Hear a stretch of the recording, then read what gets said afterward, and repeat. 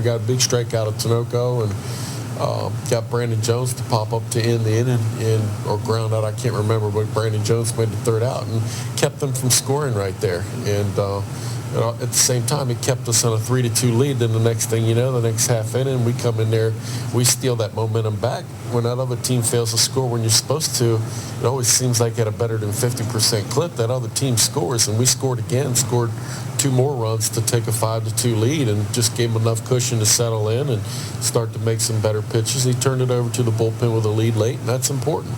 You talked about some of the things you're looking forward to, a chance to break the franchise record for wins, some individual accomplishments that, Casey Harder could possibly win a batting title, but keys for just staying sharp here with 10 days left to go in the regular season, moving forward over this next week and a half. I think the biggest thing is just kind of keep things in perspective and respect the game because, I think we learned a valuable lesson a few weeks ago when we went into that Sioux City trip that we're not good enough just to throw our hats out there and win a baseball game. We got to put a little effort into it, and if we don't respect the game, then we can be beat by anybody. So you want to stay sharp, and obviously we're playing some good high-level baseball, and you want to continue to do that and make sure you're peaking at the right time, and now's not the time to lay down. We're just going to kind of continue to go about our business the way we've been. We've kind of had a relaxed environment for the last month. I mean, in terms of the BP and the pregame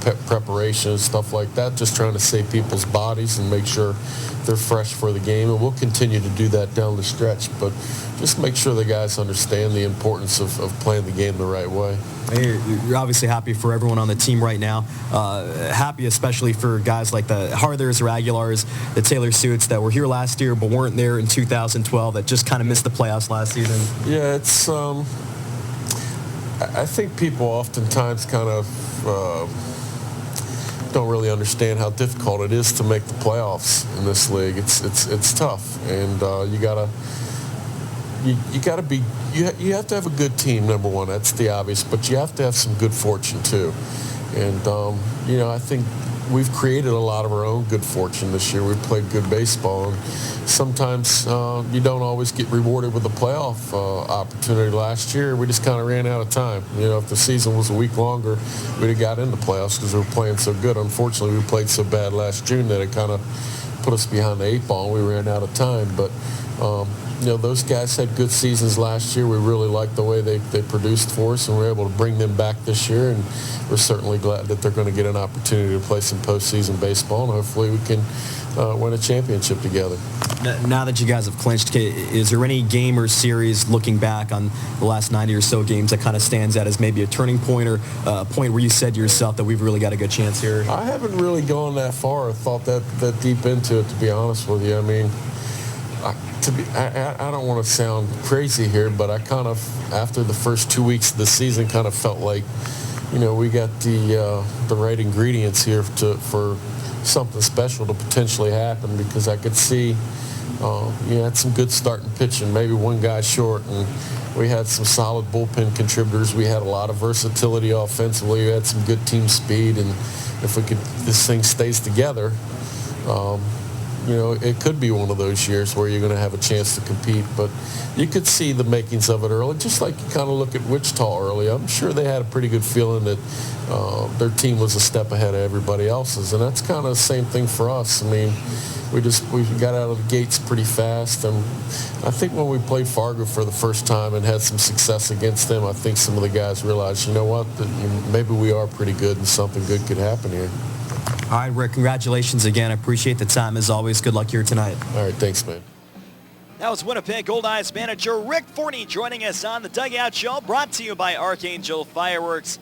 Excellence in pyrotechnics. The Goldeyes have now reached the postseason 7 times in 9 years under Rick Forney's guidance, going back to his first season as manager in 2006. We'll take a break here on the Rona pregame show, right to the ballpark, and come back with a closer look at tonight's starting pitchers. 2 good righties, Matt Jackson for the Winnipeg Goldeyes and Kyle Vasquez for the Sioux Falls Canaries. On the Rubber is coming up after this on Jewel 101. Salisbury House has hit a home run with the introduction of their new premium fresh-cut fries by Cavendish. Available at all 7 Salisbury House family and 7 Sal's Express restaurants. And Shaw Park, too. They will remind you of the taste and quality when Mom made them at home. So swing into Sal's for their new fresh-cut fries on every platter. Ask about Goldeyes vouchers redeemable for free tickets to Goldeyes home games, compliments of Salisbury House. Your house, your food, your way. CIBC and the Winnipeg Goldeyes have partnered to fight cancer. On Sunday, October 5th, CIBC and Goldeyes employees, friends, and family will be running in communities across Canada for a future without breast cancer. Shaw Park, the home of the Winnipeg Goldeyes, will be your local run site for the Canadian Breast Cancer Foundation CIBC Run for the Cure. For more information, to register to run or make a donation, go to CIBC.com. Let's run for a future without breast cancer. Join in Sunday, October 5th at Shaw Park. Watching the game is something to enjoy. But remember, drinking any alcohol and driving don't mix. Drinking and driving puts you and others in danger. Your best bet is a designated driver who has had no alcohol. Enjoy the game, but whatever you do, don't drink and drive. To keep Manitobans safe behind the wheel, police are increasing enforcement near you. Watch for them. A message from Manitoba Public Insurance. Boys never outgrow their need for toys. The toys just get bigger. Metro Center, Winnipeg store for all things trailer, can help you take your toys anywhere you want to go. Trailers, parts, hitches, Metro Center has it all. Plus, you'll earn Air Miles reward miles with every purchase. Over 4,000 square feet of trailer parts, truck accessories, online ordering, knowledgeable staff, trailer service. Everything you need to haul your toys is at your Winnipeg trailer store. Metro Center, 620 Nairn. Visit metrotrailers.ca. And now, back to Winnipeg Goldeyes baseball on Jewel 101. Back here on the Rona pregame show ride to the ballpark, the Winnipeg Goldeyes and Sioux Falls Canaries getting ready for Game 3 of a 4-game series. On the Rubber is brought to you by Cal Tire, with 6 convenient locations in the capital region. We're more than just tires. Cal Tire, true service. Good pitching matchup tonight. Winnipeg will try and win an 8th consecutive ball game. They send righty Matt Jackson to the mound. Jackson 10-6 on the season in 19 starts. The 10 victories tied for 4th in the American Association. An ERA of 4.07, 108 1/3 innings of work. He's allowed 121 hits, only walked 33. He has struck out 73. Opponents are hitting .283 against the right-hander Matt Jackson this season. Jackson is coming off a victory over the New Jersey Jackals. That was Monday night. The beginning of this homestand, he went 5 2/3 innings, allowed 4 runs, 3 of them earned on 7 base hits. Didn't issue a walk, and he struck out 2. Goldeyes went on to win that 6-4, and that sparked an eventual 3-game sweep of a perennial contender in the Can-Am League, the New Jersey Jackals. Jackson at Shaw Park this year, 8 starts, 4-2 with a 4.43 earned run average. Lifetime at Shaw Park, 5-2 with a 4.12 ERA. That's over 12 starts during the last 2 seasons. Jackson will face the Canaries for a 3rd time in 2014 and for a 4th time in his career. Jackson last faced the Canaries on July 30th. That was at Sioux Falls Stadium. He went 3 1/3 innings, allowed 4 runs, 3 earned, and 8 base hits, and took the loss. He had a very good start against Sioux Falls back on June 2nd. That was the opener of a 4-game series and the first ever 4-game sweep for the Goldeyes at Sioux Falls Stadium. Jackson that night went 6 innings, allowed 1 earned run and 5 hits, walked 3 and struck out 4. Jackson's opponent will be all-star right-hander Kyle Vasquez. Vasquez, 16 starts this year. He's 5-7, an ERA of 5.20, 91 2/3 innings pitched, 103 hits allowed, 30 walks, 61 strikeouts. Opponents hitting .282 against Kyle Vasquez. He last pitched on Sunday against Winnipeg, and the game the Goldeyes eventually won by a final score of 14-0. Vasquez tied a season high. He gave up 7 earned runs in 4 2/3 innings. 9 runs overall, 11 hits, 2 walks, and 1 strikeout. The Goldeyes hit 6 homers in that contest, including 3 from Josh Mazzola. None of them were cheap shots, by the way, even though that game was played at hitter-friendly Sioux Falls Stadium. Well, the 7 earned runs you mentioned that tied a season high. The first time he did that was also against Winnipeg, August 2nd at Sioux Falls Stadium. Vasquez gave up 7 earned runs, 9 hits in 5 innings. He is 0-3 against the Goldeyes this season with an ERA over 11. But Vasquez, against every other team, he's pitched very well throughout the year. He was the Canaries' lone representative of the All-Star team and pitched for the American Association North here in Shaw Park back on July 29th.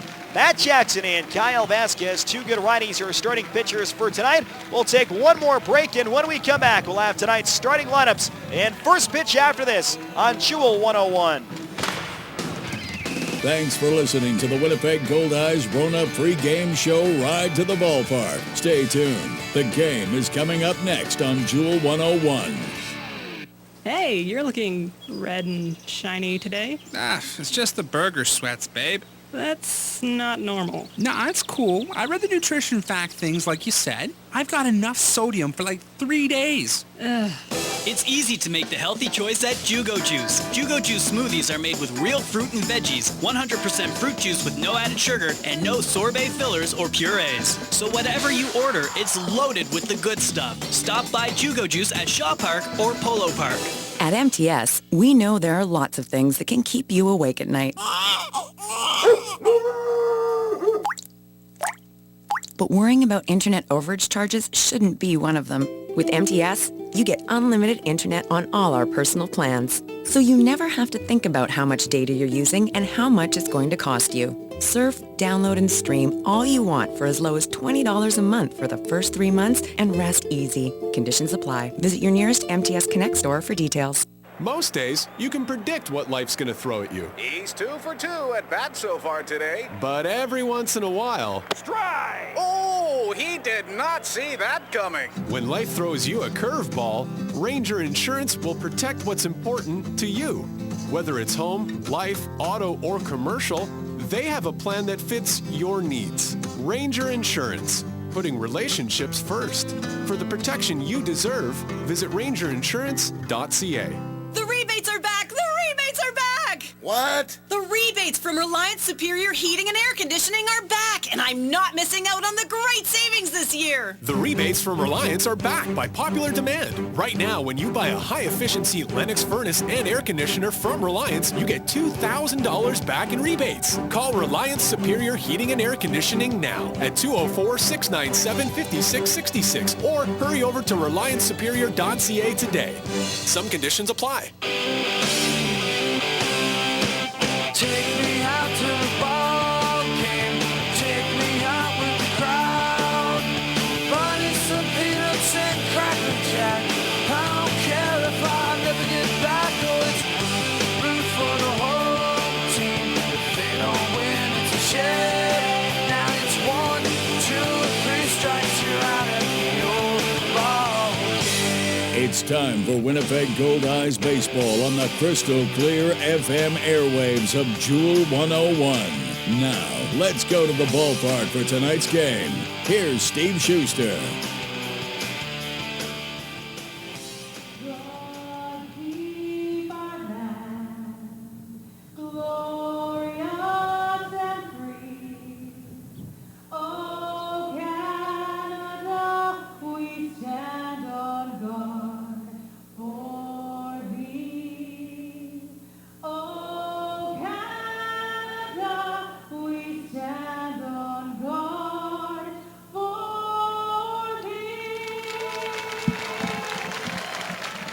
From Shaw Park in Winnipeg, Manitoba, you're listening to Goldeyes Baseball, presented by MTS on Jewel 101.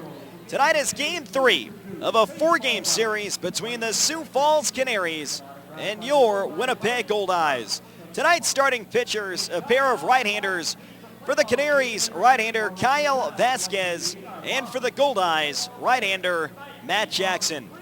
Hi again, everyone, and thanks for tuning in. The Goldeyes swept a doubleheader from the Canaries last night, and with the 2 victories, clinched the American Association North in 2014. The Goldeyes are heading the postseason for a 17th time in their 21-year history, and later on in the month of September will make a bid for their 3rd championship in team history. Let's take a look at tonight's starting lineup for the Sioux Falls Canaries, managed by Steve Shirley, who is in his 8th year.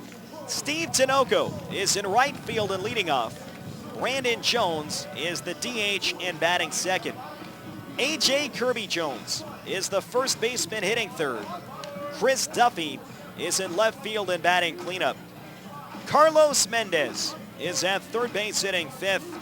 Chris Valencia is in center field hitting sixth. Steven Branca is the shortstop batting seventh. Sam Lind is at second base hitting eighth. And Kevin Doltz is the catcher and batting ninth. The starting lineup is brought to you by Lazy Boy Furniture Galleries. Fans, when you visit the Sky Suite level at Shaw Park, make sure to stop and relax in one of 3 Lazy Boy comfort zones. Each Lazy Boy comfort zone is fully furnished with the latest Lazy Boy sofas, love seats, coffee tables, and their world-famous recliners. The Winnipeg Goldeyes would like to thank Lazy Boy Furniture Galleries located at 1425 Ellis Avenue for their support. Lazy Boy Furniture Galleries, live life comfortably. Matt Jackson on the mound tonight for the Winnipeg Goldeyes, taking the field for the first time as North Division champions in 2014. Steve Tinoco, a right-hand batter, in the first pitch of the ballgame. A fastball just outside. It's 1 ball and no strikes. Tonight's opening pitch at 6:06 p.m. brought to you by Best Western Plus. Tinoco swings and fouls it back to the screen. It's 1-1. The Best Western Plus Winnipeg Airport Hotel is Winnipeg's premier event venue. Book your next corporate event, wedding, or conference at the Best Western Plus Winnipeg Airport Hotel. The 1-1 grounded off the hand of Jackson. It rolls to short. Kuhn barehands, no chance at first. And now hope that Matt Jackson's all right. A sharp one-hopper towards the mound. It looked like it deflected off the bare hand. The pitching hand of Matt Jackson. It rolled to shortstop Tyler Kuhn against the speed of Steve Tinoco. Didn't have a play over at first. And it'll be an infield leadoff single for the Canaries right fielder. So Tinoco came into this game hitting .364 against the Goldeyes this year. Leads off for the base hit. He did so in each game of last night's doubleheader. Here's Brandon Jones, a left-hand hitter. And the pitch, fastball high and outside, 1 ball and no strikes. Jones DHing in game 3 of this series. On the season, .263, 5 homers, and 42 runs batted in. A left-hand batter who crowds the plate. Tinoco can run on first. Here's the 1-0 pitch. Fastball outside, 2 balls and no strikes. Matt Jackson coming off a win Monday night, the beginning of this 7-game homestand. He got a win against the New Jersey Jackals, giving up 4 runs, 3 earned, and 7 hits in 5 2/3 innings. Jones swings and fouls it back off the top of the screen beyond the plate. It's 2-1 of the former major leaguer Brandon Jones. A.J. Kirby Jones, who had a home run in the opener of last night's doubleheader, waits on deck. Overcast skies at Shaw Park, 19 degrees Celsius, 66 Fahrenheit, humidity at 83%. Righty to lefty, the 2-1 pitch, change up high and away, 3 balls and 1 strike. Winds of 16 clicks per hour coming out of the northeast with overcast skies. Tinoco on first, 5 steals. He's only been caught 1 time, held by Casey Harther, a right-handed defender. Jackson ready in the 3-1 pitch, fastball on the inside half. Came right after him, and Brandon Jones took a pitch over the inside half around the knees. Now it's 3 balls and 2 strikes. We'll see if Steve Shirley puts Steve Tinoco in motion, 3-2 and nobody out. Jones doesn't strike out a whole lot. Jackson ready at the belt, not going. 3-2 pitch, hit in the air towards center field. Abercrombie back, reaches over, makes a 2-handed catch. And there's 1 away in the first. Tinoco goes back to first base. Jones hit that well in a full count, but it was in the direction of Reggie Abercrombie. Defensively tonight for the Winnipeg Goldeyes, Casey Harther is at first base. Brock Bond is at second. Josh Mazzola is at third base. Tyler Kuhn is the shortstop. Donnie Webb is in left field. Reggie Abercrombie in center. Ryan Pineda in right field. And Jordan Guida doing the catching tonight for the right-hander Matt Jackson. A.J. Kirby Jones at the plate. And the first pitch, big swing and a miss at a fastball away. It's 0-1.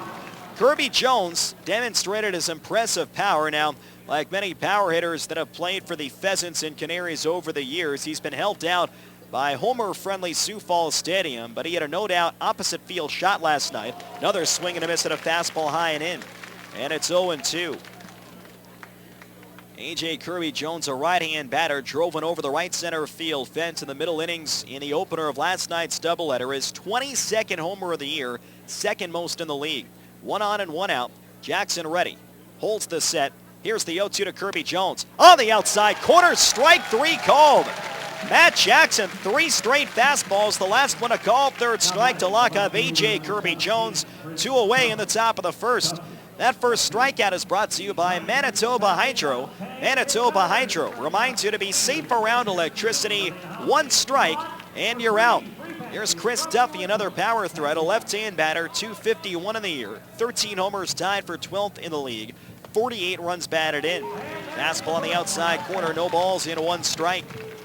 Tonight's umpires, Sam Birch is behind the plate. Randy Wilmus is at first, and Art Thigpen is at third base. 1 on and 2 out. Here's the 0-1. Fastball on the outside corner. And it's 0-2 on Chris Duffy, a big left-handed slugger. Unlike Brandon Jones, who crowds the plate, Duffy likes to stand off of home plate from the left side, try to get the arms extended, has good power to all fields. The 0-2 pitch, fastball, misses just outside. Tinoco got a late break. Guida will not make a throw to second. And it will be a steal of second base for Steve Tinoco, his 6th of the year in 7 attempts. That was a pretty good 0-2 pitch by Matt Jackson, this time unable to get the call from Sam Birch. Runner on second base and 2 outs. Jackson ready. He looks back at second. The 1-2 to Duffy. Swing and a miss. Got him on a high fastball and the inning is over. Matt Jackson with an explosive fastball against Kirby Jones and Duffy strikes them both out to win the top of the first. No runs, 1 hit, and 1 left on base. Middle of the first inning at Shaw Park. It's the Canaries 0 and the Goldeyes coming to bat on Jewel 101. We all love to save. Save time, save gas, save space. And what gives you the biggest smile is when you save money. But will your money save itself? Don't bank on it. Count on Steinbach Credit Union instead. With great savings rates that start paying interest from $1 and a wide range of GICs that make saving even easier, you'll be smiling from year to year. Want to save? Talk to SCU, because we're taking care of the world's most important money, yours. Summer in Manitoba sizzles all over the place, from our great beaches to our great ballpark, and especially at Goldeyes Grill, where they sizzle up some of the best hot dogs you've ever tasted. Diamond Dogs, the official hot dog of the Goldeyes, custom made by Winkler Meats. Diamond Dogs are naturally smoked, gluten and allergen-free, and made with quality ingredients that deliver full flavor every bite. Try them in the game or pick them up at your local grocer. Diamond Dogs from Winkler Meats. Product quality is their tradition. And now, back to Winnipeg Goldeyes Baseball. This is Casey Harther, and you're listening to Winnipeg Goldeyes Baseball on Jewel 101. No score, bottom half of the first. Matt Jackson strikes out a pair to get around a leadoff infield single. Let's take a look at tonight's starting lineup for the North Division champion Winnipeg Goldeyes, managed by Rick Forney, who is in his 9th year. Brock Bond is the second baseman and leading off. Jake Blackwood is the DH in batting second. Tyler Kuhn is at shortstop hitting third. Casey Harther is at first base in batting cleanup. Reggie Abercrombie is the center fielder hitting fifth. Donnie Webb is in left field hitting sixth. Josh Mazzola is at third base batting seventh. Ryan Pineda is in right field hitting eighth. And Jordan Guida is the catcher and batting ninth. On the mound this evening for the Sioux Falls Canaries, right-hander Kyle Vasquez, 16 starts. He's 5-7 with a 5.20 ERA, 91 2/3 innings pitched, 103 hits, 30 walks, 61 strikeouts, opponents hitting .282. Brock Bond, a switch hitter from the left side, hitting .337, no homers, and 18 runs batted in. Vasquez delivers fastball over the outside half for a strike, and it's 0-1. Brock Bond 33 for 82 in his last 22 games played. Fastball runs outside 89 miles an hour, And it's 1 ball and 1 strike. That's a .402 average during that 22-game span, and he has scored 25 runs. Fastball high and away. Again, an 89 on the radar gun at Shaw Park. 2 balls and 1 strike. Bond with 45 walks against only 14 strikeouts. The 45 free passes tied for 11th in the league. The 2-1 pitch. Fastball knee high for a strike. And it's 2-2. Kyle Vasquez, an all-star for the Sioux Falls Canaries. Their lone representative at Shaw Park at the end of July, pitching for the North. The 2-2 to Bond. Hit foul over the screen into the left side. Defensive cut by Bond. He's able to stay alive. Still 2 balls and 2 strikes. Brock Bond, Jake Blackwood, and Tyler Kuhn in the bottom of the first inning. The Goldeyes clinched the North Division last night, and over the final 9 regular season games, as you heard from Rick Forney, he still expects the team to play hard. Fastball low and inside, 3-2. And you look at some of the other individual and team accomplishments that Goldeyes can pull off here over the next 9 games in 10 days. Things like trying to set a new franchise record for wins. 3-2 pitch, high and outside, ball 4. Another walk for Brock Bond, his 46th of the year in just 56 games. And the leadoff man is on in the bottom of the first. Defensively tonight for the Sioux Falls Canaries, A.J. Kirby Jones is at first base. Sam Lind is at second. Carlos Mendez is at third base. Steven Branca is the shortstop. Chris Duffy is in left field. Chris Valencia is in center. Steve Tinoco is in right field. And Kevin Dultz does the catching for the righty Kyle Vasquez. Jake Blackwood takes a fastball just outside. 1 ball and no strikes. Vasquez 6'2", 185 pounds. A 26-year-old native of Berlin, Connecticut. Has very good stuff. A fastball ranging from 88 to 91 miles an hour. Big hard curveball. The 1-0 pitch. Fastball high and inside, 2 balls and no strikes. When he can command his stuff, he is about as tough as any pitcher in the league. He joined the Canaries last year as mostly a reliever, and in the final month, Steve Shirley and Mike Meyer shifted him into the rotation. His final 6 appearances of last season were as a starter. The 2-0 pitch. High pop-up right side, drifting out is the second baseman Lind. Tinoco charging in, and Tinoco in shallow right field reaches back to make the catch. Bond goes back to first base. 1 away with a runner on first in the bottom of the first inning, still no score. Tyler Kuhn stepping up for the Winnipeg Goldeyes. Kuhn, the shortstop, a left-hand batter, hitting .358, 5th best in the American Association. 5 homers and 48 runs batted in. Brock Bond 6 out of 9 in steals, held by A.J. Kirby Jones at first, a right-handed defender. Vasquez from the stretch, third base side of the rubber. The pitch to Kuhn, fastball on the inside half for a strike, and the count is 0-1. Kevin Dultz, 16 for 91 this year, throwing out opposing base runners, an 18% success rate. Now you can run on Kyle Vasquez. Here's the 0-1 pitch. Breaking ball bounced in front, good stop by Dultz to prevent a wild pitch. And it's now 1 ball and 1 strike. Over the last 2 years, as a member of the Sioux Falls franchise, opposing base stealers have been thrown out 18% of the time with Kyle Vasquez on the mound, 8 for 45. Bond getting a healthy lead at first. The 1-1 pitch. High fly ball towards the left field line. Charging over Duffy, a long run, and this ball's going to land foul by several feet right between the Goldeyes bullpen mounds. And it's 1 ball and 2 strikes with Casey Harther waiting on deck. Goldeyes, for over a week now, they've been going with the alternate navy blue uniform tops with the W logo on the upper left side. White numbers, no names on the back. Home white pants with no trim. And the navy blue caps. No score, bottom of the first. Bond on first and 1 out. Now a soft toss over. And Bond dies back with that attack from A.J. Kirby Jones. The Canaries, all 3 games in this series, have gone with the alternate black tops with the Canaries C logo in yellow on the upper left side. Names and numbers in yellow on the back. Change up grounder right side. Off the glove of Kirby Jones, and it's over the head of Sam Lind. Bond around second, heading for third. We'll get there without a throw from Steve Tinoco. Tyler Kuhn on the sharp grounder that broke off the glove of A.J. Kirby Jones, moving to the backhand side. And then it skipped over the head of Sam Lind, who was trying to back up the play. Winnipeg has runners on first and third, and 1 man down with Casey Harther stepping up. Casey Harther, a right-hand batter. Brock Bond on third base. Tyler Kuhn, a base running threat, is on first. Harther leads the league in hitting at 376, 11 homers, 62 driven in, tied for 10th. Right-hand batter holds the bat high above his head. And the first pitch, fouled straight back. Good rip at an 89-mile-an-hour fastball. It's 0-1. The Canaries with their traditional road gray pants, black trim down the sides, and the all-black caps.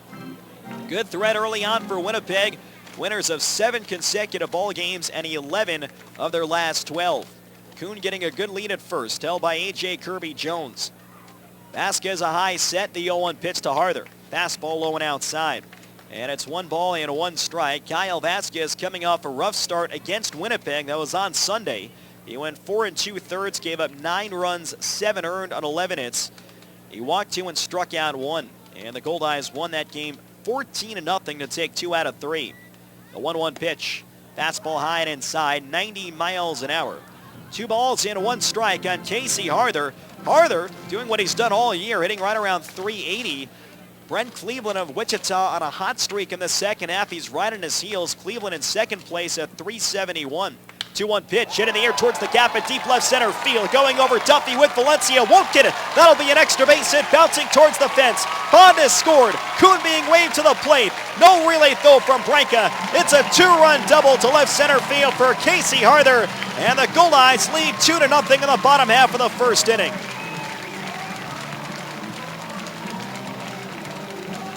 On 2 balls and 1 strike, Casey Harther unloads with a 2-run double to left center. That was right between Duffy and left and Valencia in center. And it went all the way to the fence for Casey Harther, his 63rd and 64th runs batted in this year. Reggie Abercrombie stepping up. Abercrombie, a right-hand batter, hitting .289, 16 homers, tied for 6th in the league. And 65 driven in. Those are 7th best. So Cleveland entering tonight just 5 points back of Casey Harther in the batting race. That'll be fun to watch here over the final 10 days. Abercrombie crowds the plate, swings the first pitch, and he pops it up foul behind home. The count is 0-1. Reggie Abercrombie in his last 30 games, he's hitting .356 with 26 runs scored and 31 runs batted in. Stands back in the box, Harther on second. Sam Lynn, the second baseman, trying to keep him close. Vasquez brings the hands together. And the 0-1 pitch. Swing and miss at a curveball low and away. Good sharp curve from Kyle Vasquez. And the count is 0-2 with Donnie Webb waiting on deck. An early 2-0 lead for the Winnipeg Goldeyes. Winnipeg has made a habit of scoring early on this homestand. Even last night in the opener of the doubleheader, when the Canaries got 2 in the top of the first against Ryan Bollinger, the Goldeyes came right back and scored 3 in their half of the first inning. Right-hand pitcher, right-hand batter. Runner on second and 1 away. Vasquez set and the pitch. Breaking ball hit foul off to the right side. Got jammed and a nice catch by a fan in the first row. So it's still no balls and 2 strikes. A floating line drive out towards the first row of seats just beyond the Sioux Falls dugout. So it's still 0-2 on Reggie Abercrombie. Harther getting a bigger lead now from second. Vasquez comes set. Kevin Dulce will set up high. The pitch swinging a pop-up right side of the infield. Drifting back as Sam Lind. In shallow right, Lind has it lined up and makes a 2-handed catch. Abercrombie retired for the second out. And Casey Harther holds at second base. Donnie Webb, the Goldeyes left fielder, stepping up. Webb .295 on the year. 10 homers and 49 runs batted in. All 3 Goldeyes who had long hitting streaks going into last night's doubleheader, they kept them going in game 1. They all had them end in game 2, the longest of which belonged to Donnie Webb. He had an infield RBI single in the first inning in game 1 last night, stretching his hitting streak to 19 consecutive games. It would come to an end with an 0-for-3 in game 2. It is the longest hitting streak by a Goldeyes player this season. Swing and a miss at a fastball in the hands, and it's 0-1. Jake Blackwood had a 16-game hitting streak into the nightcap. And Casey Harther saw a 9-game hitting streak come to an end. 2-0 Goldeyes, bottom of the first. Harther on second and 2 away. We have a switch hitter from the left. The 0-1 pitch, breaking ball down low. Boxed in front by Dulce. No advance by Casey Harther. And it's 1 ball and 1 strike. Donnie Webb has reached base in 85 of 90 games this season. The Goldeyes are down to single digits in terms of remaining games in the regular year, and Webb has reached with a hit, walk, or hit by pitch in all but 5 this season. He crowds the plate a few inches up in the box. Vasquez checks back on Casey Harther. Now the 1-1 pitch. Fastball misses inside. It's 2 balls and 1 strike. Kyle Vasquez on the road this year has been good. 6 starts, a record of 2-3, but an ERA of an even 4.00. The 2-1 to Webb. Check swing at a high fastball. And no ask for an appeal. It's ball 3 and Donnie Webb, an 89-mile-an-hour fastball. 3 balls and 1 strike. Sam Birch behind the plate has been pitcher-friendly this season, averaging 2.56 strikeouts for every walk, above this year's league average of 1.86. Webb swings and fouls it straight back. Another 90-mile-an-hour heater from Kyle Vasquez. Good rip by Donnie Webb, swung just underneath. So now it's 3-2. Josh Mazzola playing third base tonight awaits on deck. He'll bat if Webb can find his way on base in the bottom half of the first. Webb looking for his 50th RBI of the year. Harther with a huge leadoff second. The payoff pitch. Outside, ball 4, just missed with a changeup on 3-2. Second walk of the inning for Kyle Vasquez, a guy usually has very good control. And Josh Mazzola will become the 7th Goldeye to bat in the opening inning. Mazzola 260 this year, 12 home runs, and he is tied for 15th in the American Association with 57 runs batted in. Goldeyes have a chance to have 6 players with 50-plus driven in by the end of the year. First pitch to Mazzola, check swing and a curveball down low, and it's 1 ball and no strikes. Casey Harther, Reggie Abercrombie, and Josh Mazzola have all reached 50 or more runs batted in. And Tyler Kuhn, Luis Allen, and Donnie Webb are just shy. 2 on and 2 out, bottom of the first. The 1-0 pitch, fastball, high strike call. That was well above the letters, and it's 1-1. A generous call from Sam Birch. Mazzola, right-hand batter, wide open stance. A lifetime .345 hitter against Sioux Falls pitching. The 1-1 from Vasquez. Reaches for a fastball. It's a foul off the top of the screen beyond the plate. And the count is 1 ball and 2 strikes.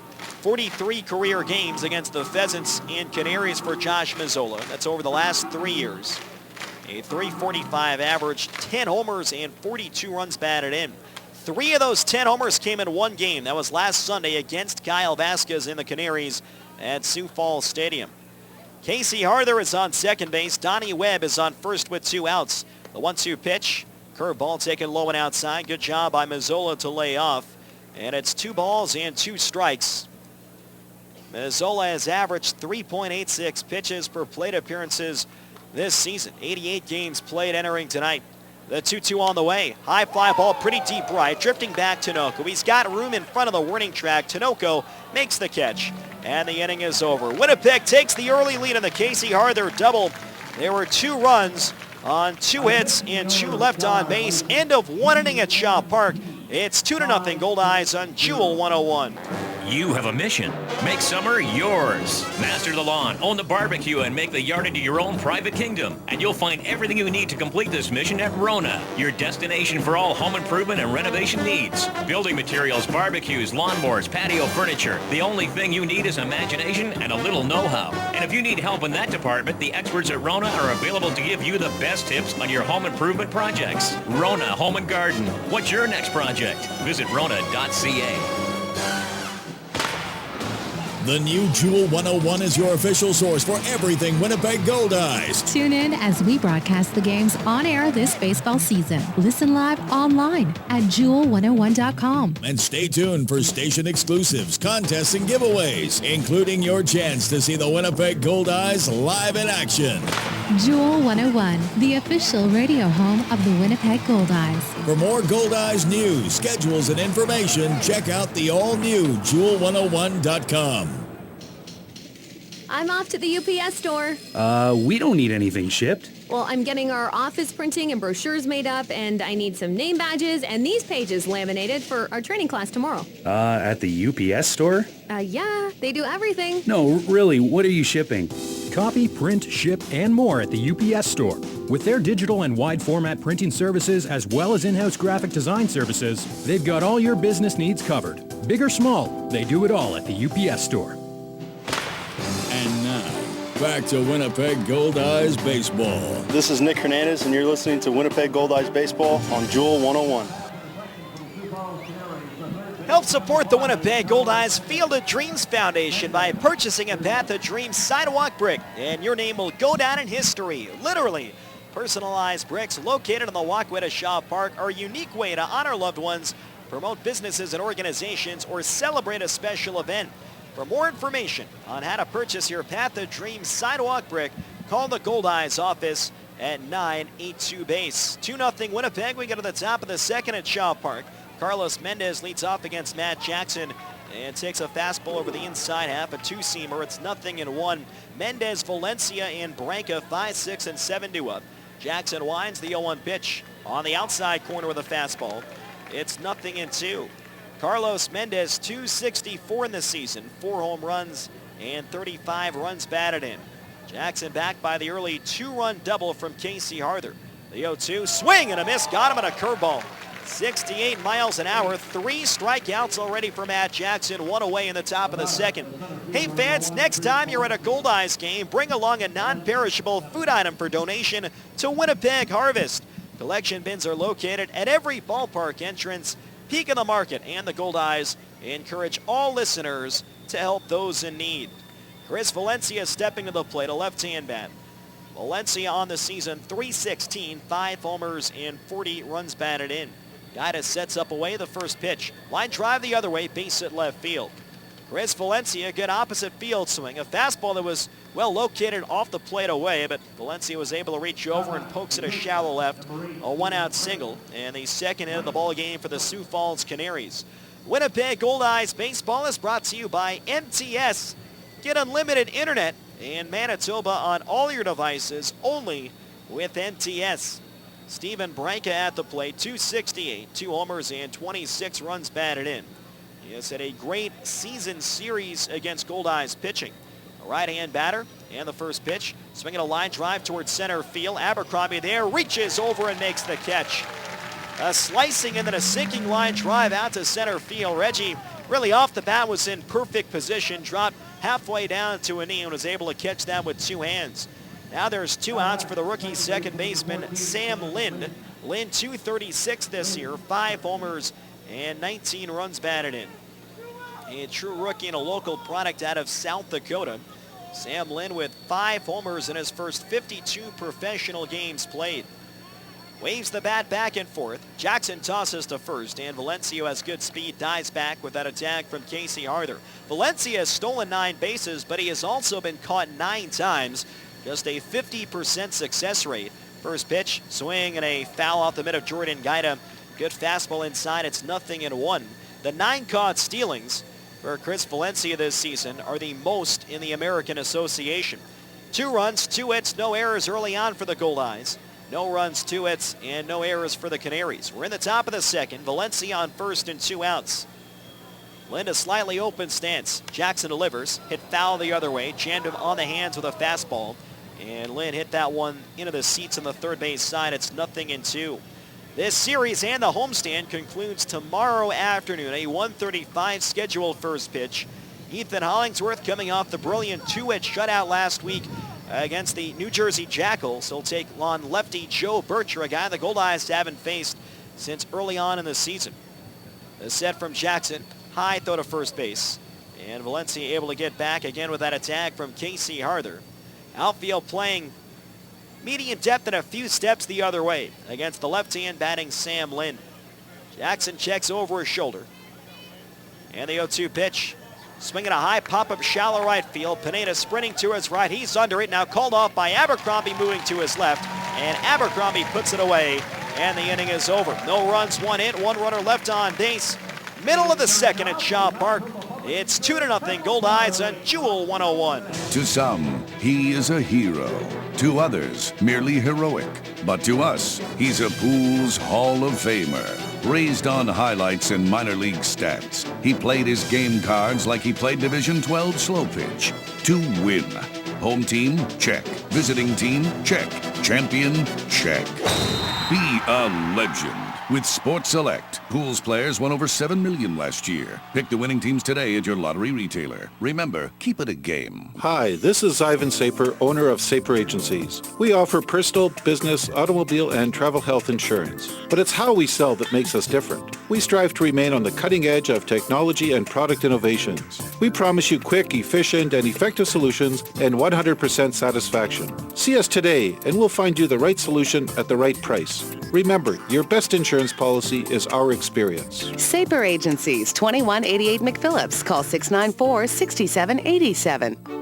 While there is no known cure for ALS, there is hope. The ALS Society of Manitoba supports families affected by ALS. Their client services coordinator works with your family to determine your needs, and the Brummett-Feasby ALS House provides 24-hour care designed to specifically meet the needs of people living with ALS, because hope is important in the lives of those affected by ALS. The ALS Society of Manitoba. They help their people every way they can. Visit alsmb.ca. Back to Winnipeg Goldeyes Baseball. This is Ethan Hollingsworth, and you're listening to Winnipeg Goldeyes Baseball on Jewel 101. Come celebrate your birthday Goldeyes style. Partygoers receive a souvenir hot dog, potato chips, and soft drink, plus birthday cake and mini donuts to enjoy in the stands, courtesy of Lil Orbit's Mini Donuts.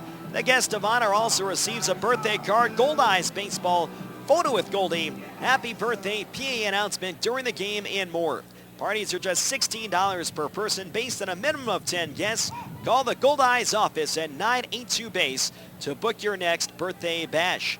Ryan Pineda takes a first pitch fastball for a strike from Kyle Vasquez. It's 0-1. The righty deals, swinging a ground ball through the left side for a base hit. Ryan Pineda is now at safely in 8 consecutive ball games. A base hit between third and short. And Winnipeg, for a second straight inning against the All-Star Kyle Vasquez, has put the leadoff hitter on base. Some rain begins to fall here at Shaw Park. Many fans came prepared with umbrellas. Others are taking shelter underneath the concourse. So Jordan Guida getting the start tonight. The Goldeyes clinching the American Association North with a doubleheader sweep. Luis Allen caught both ends. Here's the first pitch. Guida swings and he fouls it straight back.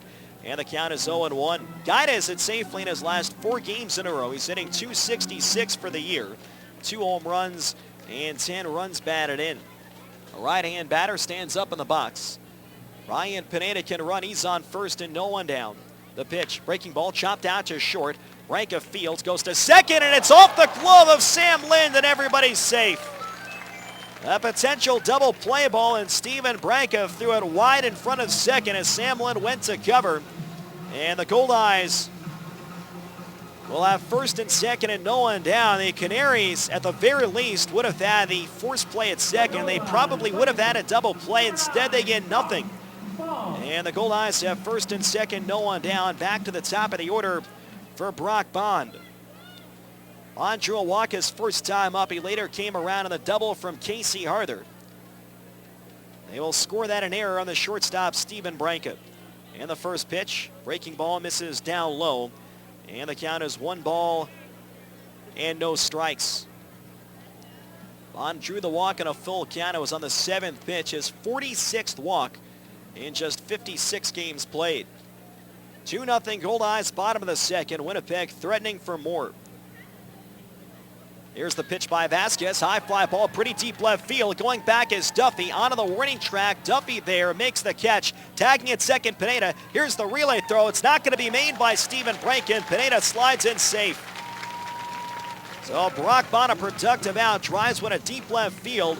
And it's deep enough to get Ryan Pineda to third. Jordan Guida holding at second base. So the Goldeyes now have runners on the corners and 1 man down. So in what has no doubt been a rough year, even including the winter months for weather here in Winnipeg. Some more rain during this 4-game series. Rain forced the postponement of Thursday's game. It was misty by the end of last night's doubleheader, and now rain here in the bottom half of the second. Jake Blackwood at the plate, 0 for 1, a right-hand batter. He takes a breaking ball just outside. It's 1 ball and no strikes. Blackwood, I mentioned, had a 16-game inning streak come to an end. And the nightcap of yesterday's doubleheader, he's hitting .308, 9 homers and 34 runs batted in. A 1-0 pitch from Vasquez. Fastball high and inside at 87 miles an hour. It's 2 balls and no strikes. Goldeyes got 2 in the first and a 2-run double to left center from KCR there. Matt Jackson's thrown up a couple of zeros on the other side. Pineda on third. Guida on first. Blackwood swings, pops it up foul into the stands on the right. And it's 2 balls and a strike. Kyle Vasquez, it's really been a tale of 2 seasons for the right-hander out of Berlin, Connecticut, now 26 years old. In his first 9 starts, and this is really how he ended up making the All-Star team. He was 4-4 with an ERA of just 3.46. The 2-1 to Blackwood. Swing and a miss. Good fastball down low. And it's 2 balls and 2 strikes. Since then, in 7 starts, Kyle Vasquez 1-3, and the ERA during that stretch, 7.49. Twice he has given up 7 earned runs in a single start during that 7-start stretch. Both of those outings came against Winnipeg, August 2nd and August 17th. Righty against righty, 2-2 pitch. Popped him up right side towards the line. Tinoco going out to his left. Tinoco by the bullpen, reaching over, and it's off his glove, and Tinoco stumbles a bit. Hope that he's all right. He had to climb up the bullpen mound, which on a usual day, it's a tough play, but you'll see fielders, outfielders in right or left able to stay with those balls. What made it tough there for Tinoco is that with the rain coming down, they have covered the bullpen mounds with a tarp, so obviously a different style of footing. As soon as Steve Tinoco went up the gradient down the right field line, and you could see him kind of slip there, the wet nylon tarp down the right field side. And the count is still 2-2 on Jake Blackwood. 2-0 Goldeyes, bottom half of the second. Tyler Kuhn waiting on deck. It is a light but steady rain here at Shaw Park. Swinging a line shot towards the gap in left center field. Duffy going back. Duffy won't get there. That'll bounce all the way towards the fence. Pineda has scored. Guida right behind him. Jordan Guida scores without a relay throw. And on at second with a 2-run double to left center field is Jake Blackwood. And Winnipeg extends the lead of 4-0 in the bottom half of the second inning. On 2 balls and 2 strikes, Jake Blackwood crushes one to left center field. A 2-run double, the second 2-run double for the Winnipeg Goldeyes early on in tonight's game. So now 4-0 in favor of Winnipeg in the bottom half of the second. Now the rain picks up a little bit here at Shaw Park. Tyler Kuhn at the plate, contributed to the rally in the first with an infield single that glanced off the glove of the first baseman, A.J. Kirby Jones. He swings to the first pitch and pops this one high in the air towards the left field line. Mendez and Branca going out. And this ball is going to land foul out of play into the first couple of rows of seats. The count is no balls and 1 strike on Tyler Kuhn, a left-handed batter. 4 runs, 4 hits, and no errors for the Winnipeg Goldeyes. No runs, 2 hits, and 1 error for the Sioux Falls Canaries. With his base hit in this ball game, Kuhn has now reached an 82 of 92 games on the year. Still the only Goldeye who's played every game. Check swing and a fastball down low. And it's 1 ball and 1 strike, and the Goldeyes all-star shortstop Tyler Kuhn. Casey Harther with a 2-run double in the game is waiting on deck. Goldeyes have once again gotten to Kyle Vasquez. He is 0-3 against Winnipeg in 3 starts this season. Lifetime against the Goldeyes, a record of 1-4 at an 8.88 ERA. Fastball on the outside corner. And it's 1 ball and 2 strikes. Right now the rain showing no signs of letting up. It is 100% gray skies over Shaw Park and the surrounding area. The runner on second is Jake Blackwood with 1 out. Vasquez 1-2 pitch. Fastball bounced in front. Good backhand stop from Kevin Dultz. And now the count goes to 2-2. Tyler Kuhn with 26 doubles himself this year. Those are tied for 7th in the American Association. The Goldeyes as a team, 163 doubles this year. Blackwood with an average leadoff second. Vasquez with a 2-2 pitch. Fastball high and outside, 3 balls and 2 strikes. Kyle Vasquez, the 26-year-old righty, one of many Giants farmhands spread throughout the American Association. The Goldeyes have a few on their roster alone. Vasquez, a 15th round pick in 2009. Kuhn swings, lines into right field, coming on Tinoco. That's in for a base hit. Blackwood's going to be waved to the plate by Rick Forney. Here's Tinoco's throw. It's off the glove of the cutoff man, A.J. Kirby Jones. Blackwood scores standing up, and it's 5-0 Winnipeg in the bottom half of the second. Tyler Kuhn rips a line drive single to right in a 3-2 count. He drives in Jake Blackwood from second, And Winnipeg has a 5-0 lead, and Tyler Kuhn's 49th RBI this season. So 3 more runs have come across. Casey Harther drove in the first 2 in the opening inning. Will step to the plate. Harther a 2-run double to left center that plated Bond and Kuhn. 5-0 Winnipeg. Righty against righty. The first pitch. Swinging a high pop-up foul off to the right side. It's 0-1. Kyle Vasquez, born and lives in Berlin, Connecticut. He played his college baseball at Franklin Pierce University, located in Ringe, New Hampshire. Was drafted as a junior following a year in which he went 8-1 with a 1.93 ERA. Breaking ball misses outside, 1 ball and 1 strike.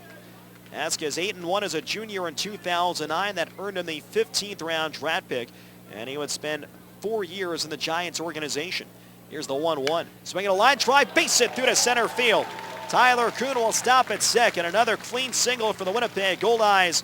3 straight hard hit balls. And for the Goldeyes, their 6th hit of the evening. So it's first and second as Kuhn moves up an extra base. There's 1 man down, and Reggie Abercrombie will step to the plate. The Canaries got pretty good length out of their starting pitchers last night in the doubleheader. Matt Wick swatted the opener, gave up 6 earned runs, but he threw a complete game in the loss. Goldeyes winning the opener 6-3, and then in the nightcap, Kai Winter did a great job after giving up 2 in the bottom of the first. He didn't give up anything else, ended up pitching 5 of the 6 innings for the Canaries staff. First pitch to Reggie Abercrombie is swung and popped up foul to the right side. That'll land deep in towards the box seats, and the count is 0-1. Reggie popped out to the second baseman Sam Lind in the bottom half of the first. Tyler Kuhn is on second. Casey Harther is on first with 1 out in the bottom half of the second. So a more steady rain at Shaw Park. Be interesting to see if the umpires will continue following this half inning. It is not quite hard enough to halt play as it is right now. Righty against righty, the 0-1. Swing and a miss at a curveball outside, and the count is no balls and 2 strikes. Abercrombie on the year, 326 with runners in scoring position. Tyler Kuhn on second. Casey Harther is on first with only 1 out. Goldeyes 2 in the first, 3 in the second against Kyle Vasquez. Outfield playing a bit shallow here on the wet grass. The 0-2 pitch, swinging a bouncer foul outside of third base. And the count is still 0-2. Well, there are several things for the Goldeyes to keep an eye on here over the final 10 days of the regular season. Winnipeg is just 2 wins shy of tying a franchise record for victories, which is 60. That was set in 2011. Winnipeg's first year in the American Association.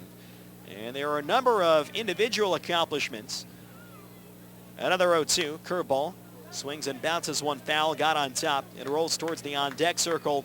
And it's still 0-2 on Reggie Abercrombie. Donnie Webb waits on deck. Casey Harther has a chance to win the batting title. Entered today with a 5-point lead over Wichita's Brent Cleveland. It would be the first Goldeyes batting title since Kevin West won the Northern League crown in 2010. In fact, the Goldeyes had the top 2 hitters in the Northern League that season. Another 0-2 pitch. Fastball just a bit low. Not a bad pitch by Kyle Vasquez. And it's now 1 ball and 2 strikes. Reggie Abercrombie still has a chance to go 20-20 this year. He needs 4 home runs over the Goldeyes' final 9 games. That is certainly a possibility. And he would repeat a feat in which he is the only player to ever do it in the 9-year history of the American Association. 20-plus homers and 20-plus stolen bases. Both Nick Hernandez and Matt Jackson have a chance to lead the league in wins. Hernandez picked up his 11th last night. That's tied for first. Jackson entering tonight has 10 wins. The 1-2 pitch. Line shot down the left field line that drops in just foul. Abercrombie just missed an extra base hit down the left field line. A little bit out in front of that fastball from Kyle Vasquez. It's still 1 ball and 2 strikes. So Kuhn goes back to second base. Casey Harther back to first. Talked about how there are 3 other Goldeyes who can get to the 50 RBI plateau before the end of the year. Reggie Abercrombie knocking the wet clay from beneath his spikes, pounding the fronts of his shoe tops with the barrel of the bat. 2 on and 1 out, bottom half of the second. And the pitch, swinging a high fly ball right center field, beginning to carry. Out goes Tinoco. Tinoco's got a read, makes the catch. Tagging at second is Tyler Kuhn. Will get to third without a relay from Sam Lynn. So Reggie Abercrombie flies out to medium deep right center. Now there's two away, runners on the corners. Donnie Webb stepping to the plate. Webb drew a walk his first time up. His 39th of the season. Goldeyes with 9 games left to go, including tonight. They've really got a chance to shatter the team record for wins. The league record for victories, 68. That was done last year by Wichita. The previous side had been 65. That had been done twice. Fargo-Moorhead in 2012. And the Lincoln Salt Dogs in the league's first year in 2006. Winnipeg 1 game short of having an opportunity to challenge that. The most wins Winnipeg could finish with this season would be 67. Right now the Goldeyes playing well above 600 ball. Their winning percentage right now at .637. And they're only 2 wins shy of a franchise record. First pitch to Webb, way inside with a fastball. 1 ball and 0 strikes. Donnie Webb, a switch hitter from the left side of the plate. Vasquez laboring here in the bottom half of the second. He threw 33 pitches, faced 7 batters in the first. Donnie Webb is the 8th man up in the bottom of the second. The 1-0 pitch, fastball inside, 2 balls and no strikes. Nobody warming up right now, though, in the Sioux Falls pen. 5-0 Goldeyes are in the bottom half of the second. Kuhn is on third, Harther is on first, 2 away. And the 2-0 pitch, fastball, strike called on the outside half of the knees. 2-1 on Donnie Webb. Has an opportunity to lead the league in stolen bases. Right now, Donnie is third with 31 steals. The league leader is Brian Sabatella of Kansas City with 37. Webb grounds onto the right side. Lynn reaches down, he fields. Fires to first, an off-balance throw, but it's in time to get Donnie Webb, and the inning is over. The Goldeyes had 3 more runs. There were 4 hits, 1 error, and 2 runners left on base. End of 2 innings at Shaw Park. It's 5-0 Winnipeg on Jewel 101. Honey, where should I put this? In the basement. I don't think there's any room. Sound familiar? If your home or garage has accumulated more than it can hold, let BFI Canada help. Rent a temporary bin from BFI for a day, a week, or longer. Too much stuff? Then call the Blue. Call BFI Canada to schedule your delivery today. BFI Canada, a Progressive Waste Solutions company. When's the last time your bank gave you a great big kiss when you walked through the door? Excuse me? That's what they do at Sonova Credit Union. Their DOG, Director of Greetings, is a St. Bernard who welcomes all members. Wow, can he schedule appointments too? No need. At Sonova, you don't need an appointment, ever. Drop by whenever works for you. Bank brighter with Sonova Credit Union at one of their 11 branches throughout Manitoba, with convenient 7 days a week service in Winnipeg. The only thing better than taking in a Goldeyes game is taking to the water. Now you have a chance to breeze across the lake in your very own Alumacraft boat. At select Goldeyes home games, swing by the promenade before the game and enter to win a V16 Series Alumacraft boat complete with a trailer and a 25 horsepower motor, courtesy of Alumacraft and the Winnipeg Goldeyes. The winner will be drawn during the last series of the regular season. Can't wait? Purchase your Alumacraft boat at Girton Marine in Winnipeg. And now, back to Winnipeg Goldeyes baseball. This is outfielder Donnie Webb, and you're listening to Winnipeg Goldeyes baseball on Jewel 101. Get your group of 25 or more together for a Goldeyes game. Our group packages suit everyone, from a family gathering to the team at work that wants to share in the experience of exciting Goldeyes baseball. These packages are full of benefits just for your group. Seating is available in all areas of Shaw Park. Call our group department at 982-BASE and let one of our event experts look after the details of your next outing. Don't forget to ask about our group picnic packages or the Goldeyes patio deck. Top of the third, Winnipeg now in front 5-0. A steady but not quite driving rain coming down here in downtown Winnipeg. Play will continue. They did do some manicuring to the pitcher's mound and batter's boxes. Matt Jackson throwing his warm-up tosses, and he's now been supported by 5 runs. Jake Blackwood with a 2-run double in the bottom half of the second. That was followed by an RBI single to right from Tyler Kuhn. So plenty of offense early for Winnipeg, trying to win for an 8th consecutive game. It'll be 9-1 and 2-2 up for the Canaries. Kevin Doltz Steve Tinoco and Brandon Jones. Tomorrow afternoon at 1:35, the finale of this 4-game series, Ethan Hollingsworth will take on left-hander Joe Bircher. Monday will be a travel day. The Goldeyes are expected to leave sometime before the noon hour to go to Midway Stadium in St. Paul for their only visit this season. And they could end up being the final games ever at Midway, which has been the home of the Saints during their 22-year history. Kevin Doltz, a right-hand batter, steps up. .230 on the year, 2 homers and 22 runs batted in. First pitch, fastball on the outside corner for a strike. 0-1. Matt Jackson trying to match Nick Hernandez for the team lead in victories. Hernandez has 11, Jackson has 10. Fastball misses low and outside, and the count is 1 ball and 1 strike. Jackson having a fine year. Came to the Goldeyes late last season, and he has done a great job. He's been one of the most consistent starters in the league over the last year and a half. 1-1 pitch, grounded to third, tough up, fielded to his left by Mazzola. Throws across to first base, and Doltz retired 1 away in the top half of the third. For all Goldeyes home games this season, when the Goldeyes win, all fans in attendance win a Winnie Dog thanks to Salisbury House. If the Goldeyes win tonight, you can take your game ticket to any of the 7 Sal's Express locations to receive a free Winnie Dog with the purchase of fries. The offer is valid for 7 days following the win, courtesy of Salisbury House. 1 offer per ticket, per person, per visit, not valid at Shaw Park. Steve Tinoco, the leadoff hitter, takes a fastball high and inside 1-0. For a 3rd straight game in this series, Tinoco led off the game with a single. This was an infield hit that bounced off Jackson's bare hand and out to short. Fastball on the outside edge. It's 1 ball and 1 strike. Tinoco would steal second base. Jackson blew away E.J. Kirby Jones and Chris Duffy and stranded Tinoco on second. 5-0 Goldeyes in the 3rd. Right-hand pitcher, right-hand batter. The 1-1 to Tinoco. Fastball low and outside. And the count is now 2 balls and 1 strike. Following the series at Midway Stadium, Winnipeg will come home to finish up the regular season. That'll begin next Friday against the Gary South Shore Railcats, a 4-game set. 2-1 pitch, line drive, 1 hopper to short, and it takes a bad hop over the reach of Tyler Kuhn. It would have been a tough play, and Kuhn even gloved that ball against Tinoco's speed, but it looked like that ball, maybe on the wet dirt, had caught something there in between Kuhn and the second base bag and deflected high beyond Kuhn's reach. So Tinoco is now 2 for 2 in the ball game, and he has multiple hits in all 3 games in this series. Brandon Jones stepping up. Jones, a left-hand batter, 0 for 1. He drilled the ball to center, but it was right at Reggie Abercrombie. Jones stands on top of the plate. Tinoco on first and 1 down. Jackson from below the belt.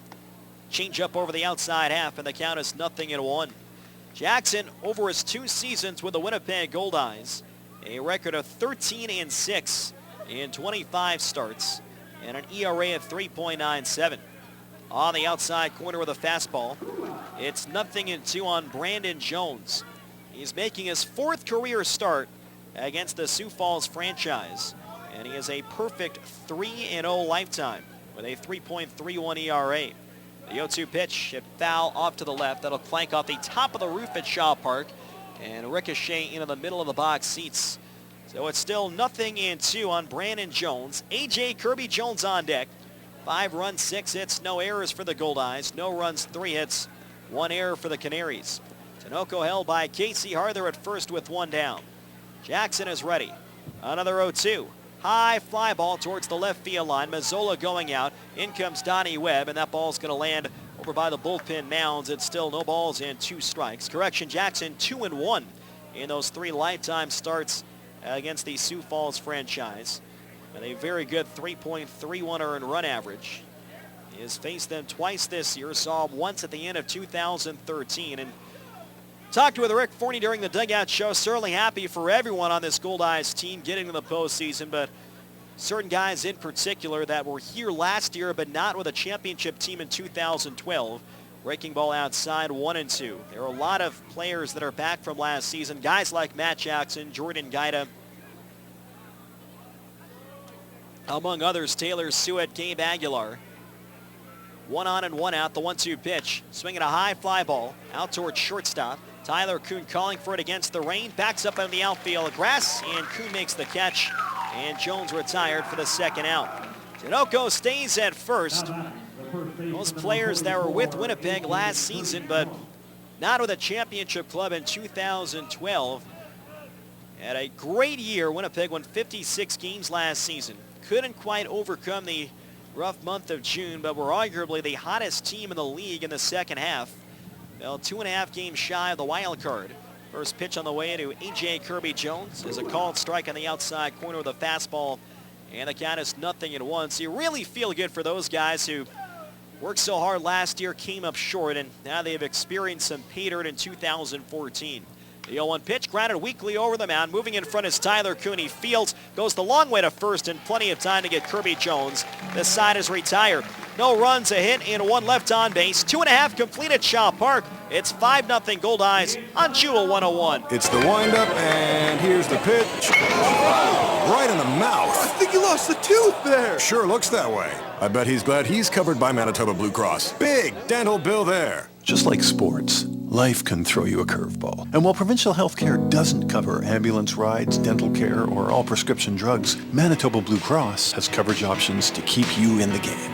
Manitoba Blue Cross, the color of caring. Visit mb.bluecross.ca to find out more.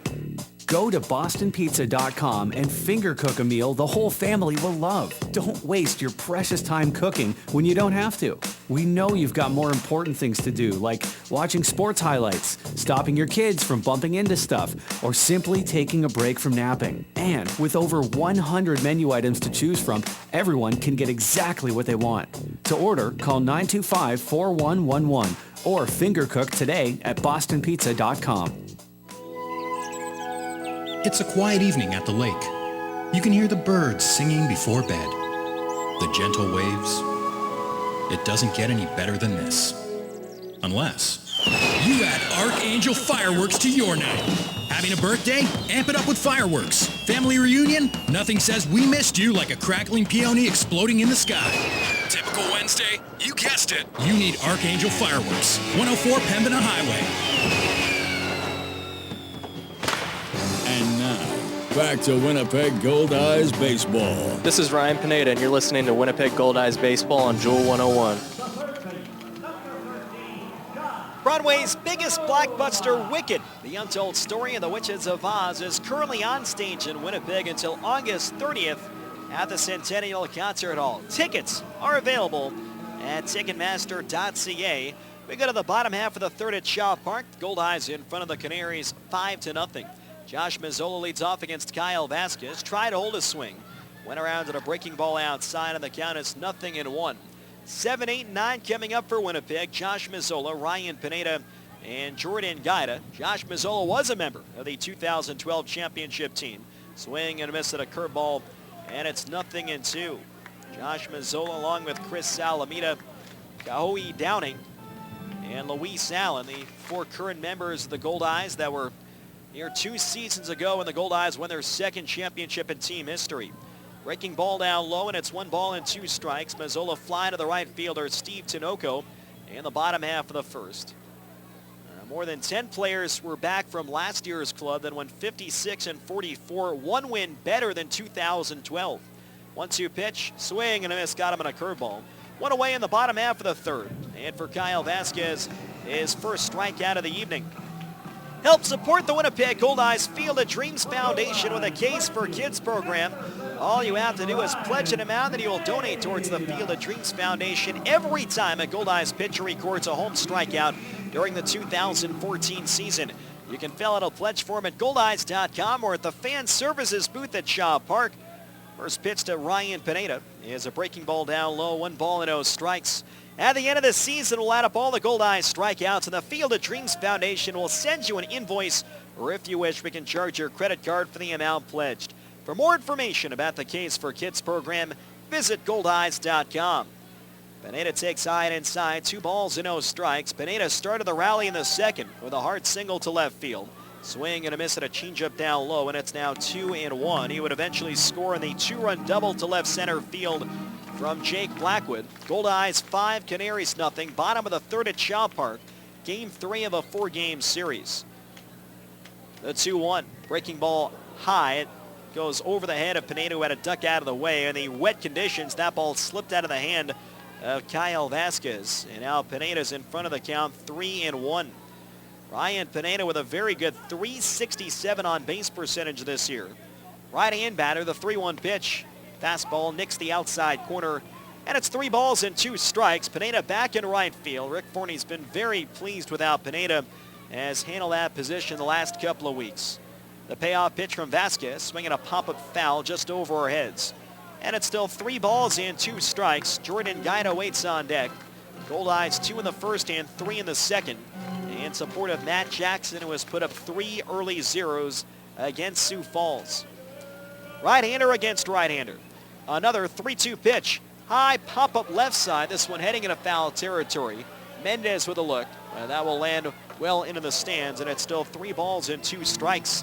And Ryan Pineda will see an 8 pitch in this at-bat. Winnipeg 58-33. They have already exceeded last year's win total.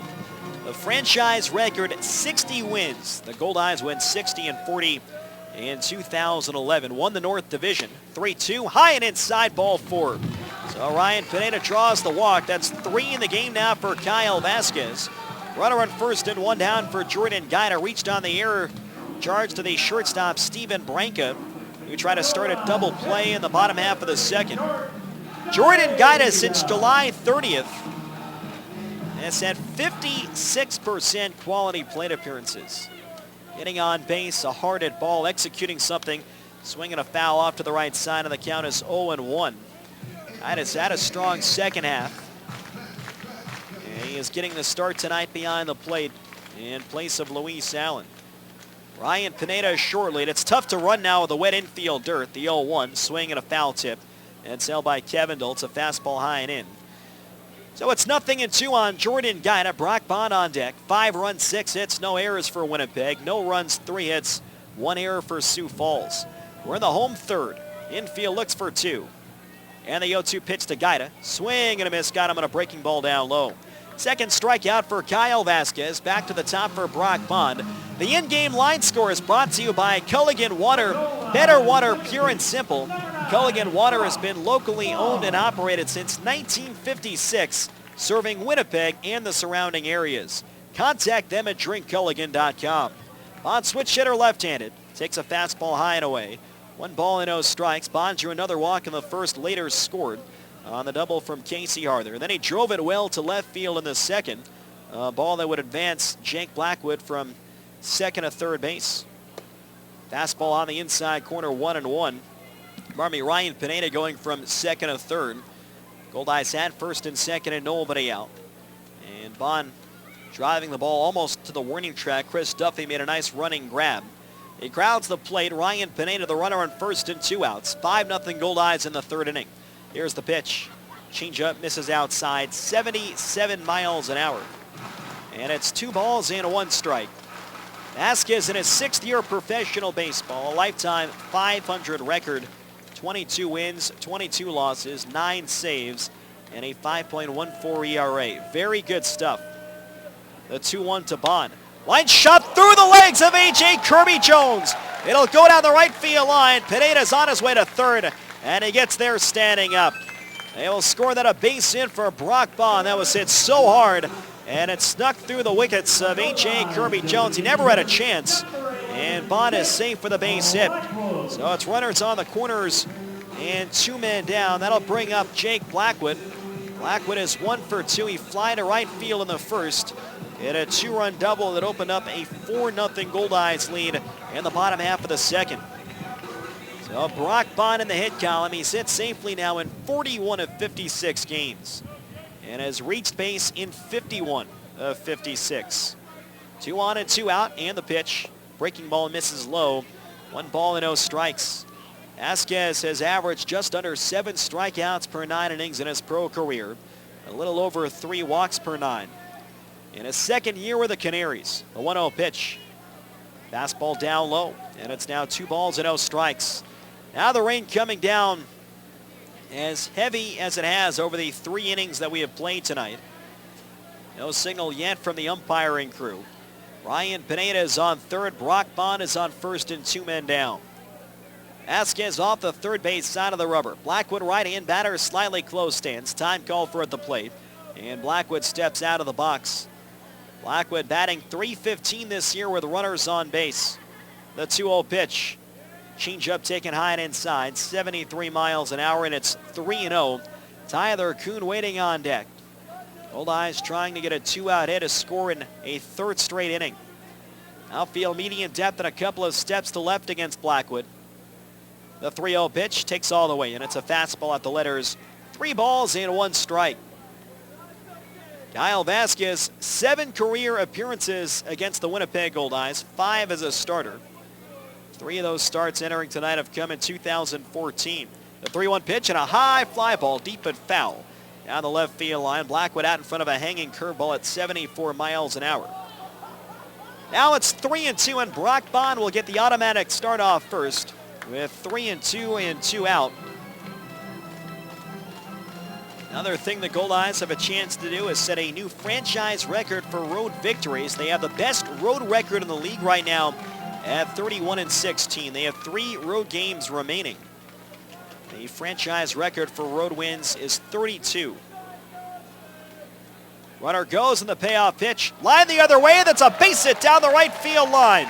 Pineda scores from third. Bond goes to second. A 2-out RBI single to right for Jake Blackwood. And Winnipeg leads 6-0 over the Canaries in the last of the third. Blackwood drives in his 3rd run of the night, his 37th of the year. It's first and second, 2 men down. Tyler Kuhn now stepping to the plate. Good swing on 3 balls and 2 strikes to line that one to right field. So now Kuhn steps in for the left side. He drives it in the air towards left field. Duffy going back, still going back by the warning track, reaches up in the rain and makes the one-handed catch to retire the side. Winnipeg adds another run. There were 2 hits and 2 runners left on base at the end of 3 at Shaw Park. 6-0 Goldeyes in Jewel 101. Nice day. Want a drink? Yeah, sure. Pass me a Pepsi. Whoa. Do you hear that? Open your Pepsi.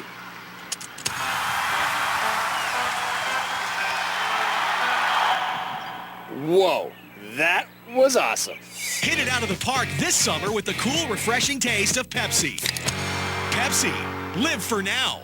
The Best Western Plus Winnipeg Airport Hotel is dedicated to making your stay as easy and carefree as possible. With over 8,000 square feet of meeting space and 213 guest rooms, the Best Western Plus can accommodate events large and small. Their on-site catering team and event planners offer customized menu options and expert service. Book your next corporate event, wedding, or conference at the Best Western Plus Winnipeg Airport Hotel, 1715 Wellington Avenue, or call 204-786-0687 for more information. Here's the pitch, and it's a grand slam! Here they come! Cans, juice boxes, glass and plastic bottles, into the bin! The Winnipeg Goldeyes and Recycle Everywhere want you to swing for the fences and recycle all your empty beverage containers. They're full of potential and have thousands of uses beyond the landfill. Step up to the plate. To a recycling bin. Whether you're at home, work, school, or the ballpark, remember to recycle everywhere. And now, back to Winnipeg Goldeyes Baseball. This is Chris Salamini, and you're listening to Winnipeg Goldeyes Baseball on Jewel 101. The Winnipeg Goldeyes are asking fans to help with their annual school supplies drive to help thousands of Winnipeg area students by bringing basic school supplies to any Goldeyes home game during the month of August. Tools for School collection bins will be located at every ballpark entrance. The Tools for School campaign hopes to ensure that all children have access to the resources they need to further their education. The Winnipeg Goldeyes and Staples have partnered with Winnipeg Harvest for a 9th consecutive year for the Tools for School campaign. Staples staff will be on hand at the Goldeyes home game on August 21st to collect your school supplies and cash donations for Winnipeg Harvest. Well, we are set to go to the top of the 4th, but the Goldeyes grounds crew are putting the tarp on the field, so we are headed to a rain delay after 3 complete innings. The Goldeyes have a 6-0 lead over the Sioux Falls Canaries. They got 2 in the first and a 2-run double from Casey Harther, 3 in the second, a 2-run double from Jake Blackwood, and an RBI single from Tyler Kuhn, and they added a 6th in the bottom half of the third. On an RBI single from Jake Blackwood, Matt Jackson is taking care of the rest so far, scattering 3 hits over 3 scoreless. But right now, it looks like we are headed to a rain delay for the time being. Right now, just short of 7:15 p.m. in downtown Winnipeg. These two teams are scheduled to play tomorrow at 1:35, so should we be unable to get an official game in here tonight, then would imagine this game would be suspended and continued at some point tomorrow afternoon. It is the final series of the year between the two teams. Not sure if the fact that Winnipeg has now clinched the American Association North would play into a decision by the league as to whether or not this game would be suspended or just canceled altogether, with tomorrow being the getaway day for the Sioux Falls Canaries and, for that matter, the Winnipeg Goldeyes, though Winnipeg will not play again until Tuesday against the St. Paul Saints. We'll take a look at the out-of-town scoreboard, brought to you by Manitoba Blue Cross, the color of caring. They're in the bottom of the fourth at Newman Outdoor Field. The Sioux City Explorers trying to keep their playoff hopes alive. They trail the Fargo-Moorhead Redhawks 2-1 at Newman Outdoor Field. Later on tonight, the Gary South Shore Railcats and Kansas City T-Bones continue their series at U.S. Steel Yard in Gary, Indiana. In the top of the first inning at Haymarket Park, no score. The Lincoln Salt Dogs taking on the St. Paul Saints. St. Paul with slim playoff hopes right now. They are 6.5 back in the wild card race. Amarillo hosting Grand Prairie tonight. They're in the top of the first, no score at Amarillo National Bank Sox Stadium. And later on tonight at 7:30 at Unitrade Stadium in Laredo, Texas, it's the Lemurs hosting the Wichita Wingnets. Here at Shaw Park, through 3 innings, the Goldeyes have a 6-0 lead over the Sioux Falls Canaries. We are heading to a rain delay, so what we'll do right now is send things back to regular programming and come back with an update in about 20 minutes on Jewel 101.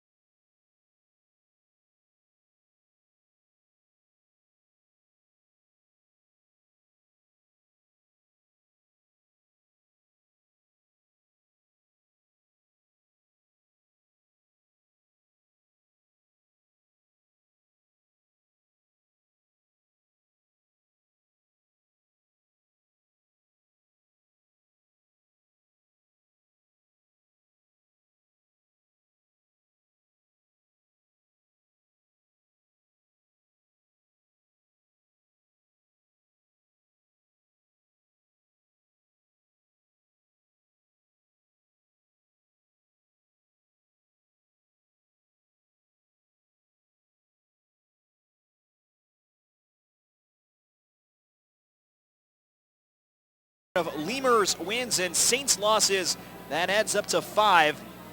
Or any combination of Lemurs wins and Salt Dogs losses, that adds up to 4. We'll eliminate those teams respectively in the wild card race. They're the only 2 teams still alive in the wild card. Laredo is trying to get to the postseason for a second time in their 3-year history. So the diamond dry on the field. Looks like the infield here at Shaw Park is almost in working order. Well, Matt Jackson and John Breby have thrown their warm-up tosses, and we should only be a few moments away from getting back to baseball here at Shaw Park. We'll take a quick break and come back with more after this here on Jewel 101. Go to bostonpizza.com and finger cook a meal the whole family will love. Don't waste your precious time cooking when you don't have to. We know you've got more important things to do, like watching sports highlights, stopping your kids from bumping into stuff, or simply taking a break from napping. And with over 100 menu items to choose from, everyone can get exactly what they want. To order, call 925-4111 or finger cook today at bostonpizza.com. Things you'll never hear a Cambrian credit union member say. Oh, I just love paying service fees. My high mortgage rate is amazing. Yes, I'll pay $1.50 to use this ATM. With Cambrian Credit Union's great rates and free banking through the UNFI, Cambrian members won't say these things. With a full range of hassle-free financial services, they're here for Manitobans. Cambrian Credit Union, building strong financial foundations for making dreams come true. And now, back to Winnipeg Goldeyes baseball on Jewel 101. Welcome back to Shaw Park. The Winnipeg Goldeyes have retaken the field, and in just a couple of minutes, we will pick things back up in the top half of the 4th. The rain delay of just over an hour on a Saturday evening. It's considerably more comfortable. Not only is the rain stopped, but some lighter breaks in the clouds above Shaw Park just beyond 8 o'clock right now. Matt Jackson, for a second time this year, will continue after an hour-plus layoff. Remember, he did it back in Fargo in the early part of July when the Goldeyes visited Newman Outdoor Field. That was a Friday night game. In fact, it was Independence Day in the United States. Jackson went 5 strong. There would be an hour and 9-minute rain delay, and Jackson would come back and pitched into the 7th inning, would pick up a win. That was in the midst of the Goldeyes' eventual 11-game winning streak, and now Jackson doing something similar with the Goldeyes trying to win an 8th consecutive game. Jackson will take on the 4, 5, and 6 batters, Chris Duffy, Carlos Mendez, and Chris Valencia. So we are ready to get back to baseball here at Shaw Park. The Goldeyes have a 6-0 lead over the Sioux Falls Canaries. Winnipeg has scored at least 1 in each of the first 3 team at-bats. Chris Duffy 0 for 1. He was struck out swinging for the final out in the top half of the first, a left-hand batter. So Matt Jackson over 3 shutouts, just 39 pitches, 3 hits, no walks, and 3 strikeouts. So Jackson back on the hill. He's trying to pick up his 11th win of the season, which would tie him with Nick Hernandez for the team lead and also for the American Association lead in victories. Chris Duffy came into the ballgame 251, 13 homers, tied for 12th in the American Association, and 48 runs batted in. Jackson climbs back onto the mound, and the right-hander goes into the windup. Here's the first pitch following the rain delay, and it's a fastball missing inside. 1 ball and no strikes. Duffy, a Can-Am League All-Star last season for the New Jersey Jackals, was traded to Sioux Falls in the offseason. The Jackals, of course, were just in town. The Goldeyes swept all 3 games, and all were good ball games, 6-4, 6-0, and then a close ball game in the finale, 2-0. Fastball taken high and outside, 2-0. The defense right now still the same for Winnipeg. Casey Harther at first, Brock Bond at second, Josh Mazzola at third, and Tyler Kuhn at short. Swinging a high foul fly the other way, and it's 2 balls and 1 strike. Donnie Webb in left, Reggie Abercrombie in center, Ryan Pineda in right, and Jordan Guida behind the plate for Matt Jackson, who came into the start with a record of 10-6. The 2-1 pitch to Duffy. Swing and a miss. He chased a high fastball, and it's 2 balls and 2 strikes. Carlos Mendez, a right-hand batter, waits on deck. Throughout this start, Jackson has had some late life on the fastball, both the 4-seamer and the 2-seamer. Here's the 2-2 pitch. Line the other way, 1-upper, snagged by Mazzola. Turns, he fires across to first in time to get Duffy. 1 away in the top of the 4th inning. Great play by Josh Mazzola. Winnipeg has been getting some great work from their third baseman on this homestand. Jake Blackwood has played the majority of the game to the hot corner. And tonight, Josh Mazzola with a nice snag on the grounder the other way from Chris Duffy. We'll take a look at the out-of-town scoreboard in this inning, brought to you by Manitoba Blue Cross, the color of caring. Fargo 6, Sioux City 1, top of the 7th at Newman Outdoor Field in North Dakota. First pitch to Carlos Mendez. Fastball misses down low, and it's 1 ball and no strikes. The Railcats have opened an 8-2 lead over the Kansas City T-Bones in the bottom half of the 4th at U.S. Steel Yard. 1-0 pitch.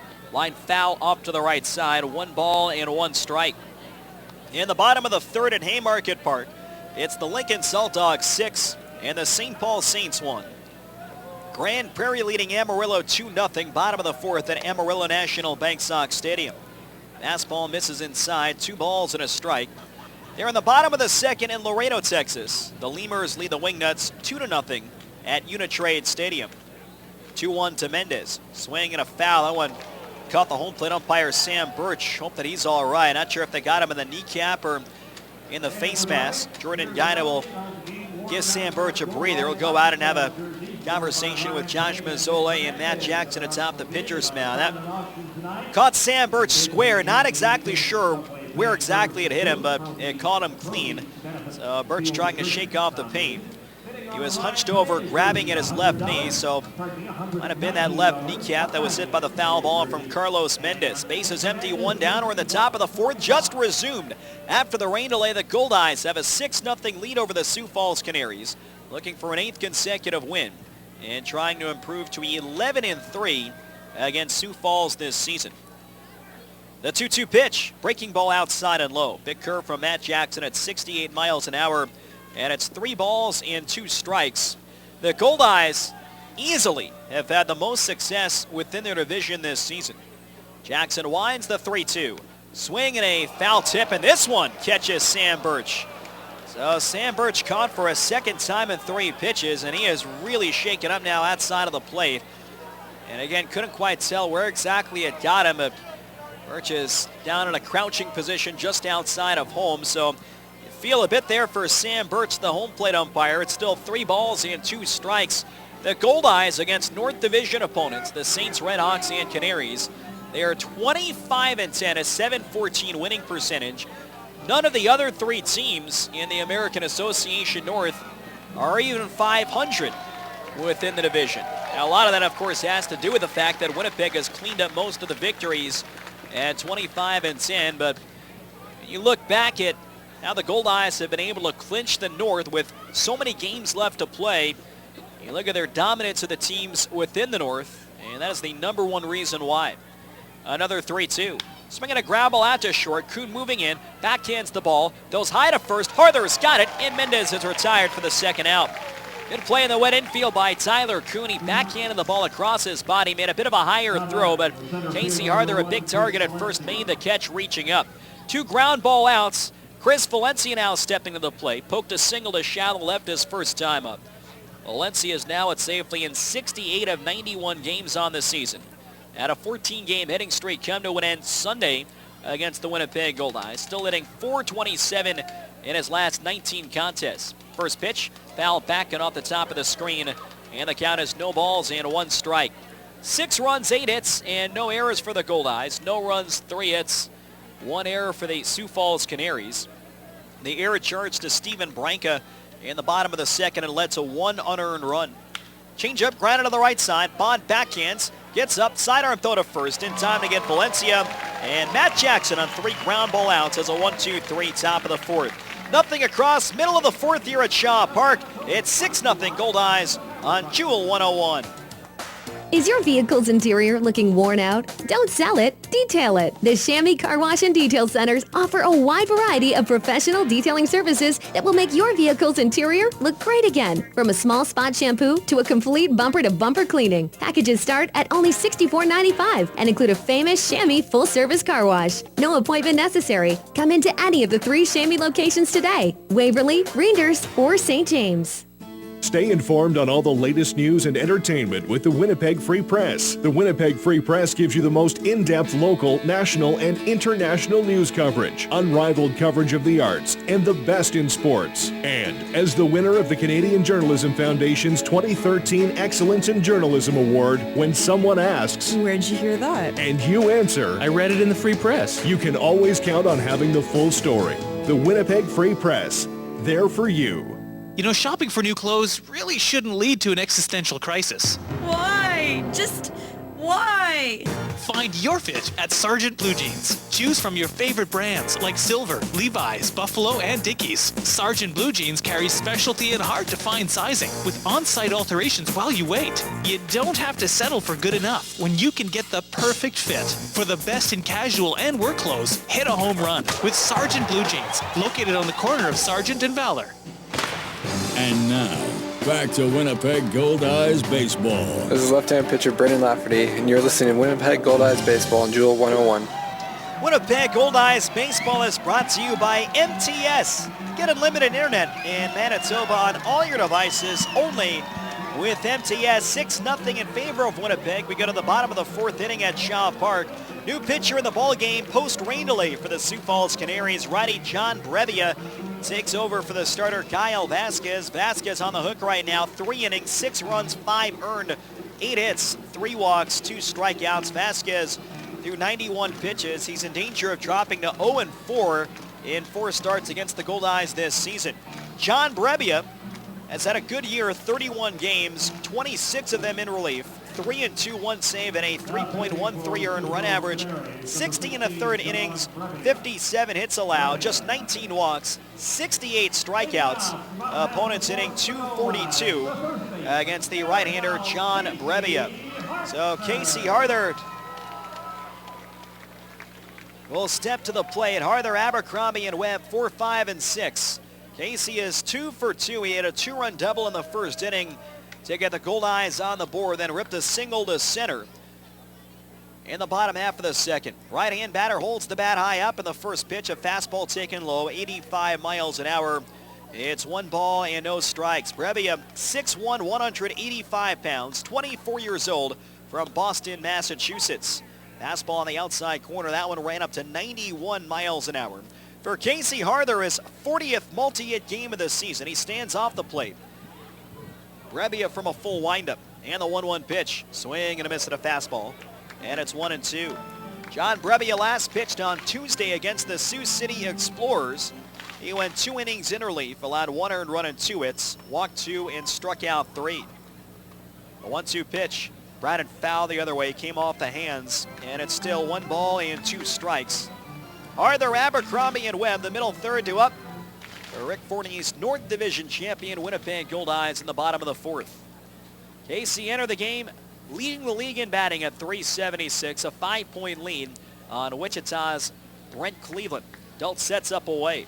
A 1-2 pitch, fastball high and inside, and it's 2 balls and 2 strikes on Casey Harther. John Brevia, a Massachusetts native in his 4th year of professional baseball, a former Yankees farmhand despite being from around Boston. The 2-2 pitch, fastball just outside. Pretty good location. And Harther gets the call from Sam Birch, the home plate umpire. Birch is still probably a little shaken up. He took 2 hard foul balls off his body in a 3-pitch span in the top of this inning. Right-hander against right-hander. The 3-2, swing and a miss, got him on a high fastball, 91 miles an hour. And there's 1 down in the bottom half of the fourth. Trades and transactions brought to you by Prairie Safety Surfacing. Bounces like rubber, wears like a rock.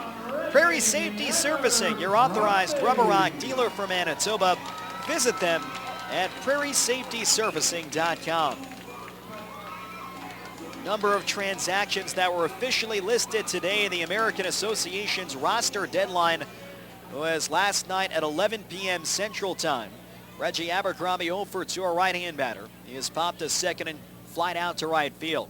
Brevia delivers, swinging a pop-up towards second base. Coming on as Lynn. Kirby Jones, the first baseman, calls him off, and Kirby Jones makes the catch. 2 outs here in the bottom of the fourth inning. The Amarillo Sox released catcher Thomas Henk. They have signed catcher Jody Robertson and activated righty Anthony Figliola from the disabled list. The Sox have also signed right-hand pitcher Jeremy Gooding. The Grand Prairie Airhawks have added left-hand pitcher Jared Gaynor, who had spent about a month plus with Wichita as a true rookie out of George Mason University. The Lincoln Saltdogs have activated hard-throwing righty Jake Myers from the disabled list. Donnie Webb, a switch hitter left-handed, takes a fastball over the outside half. It's 0-1.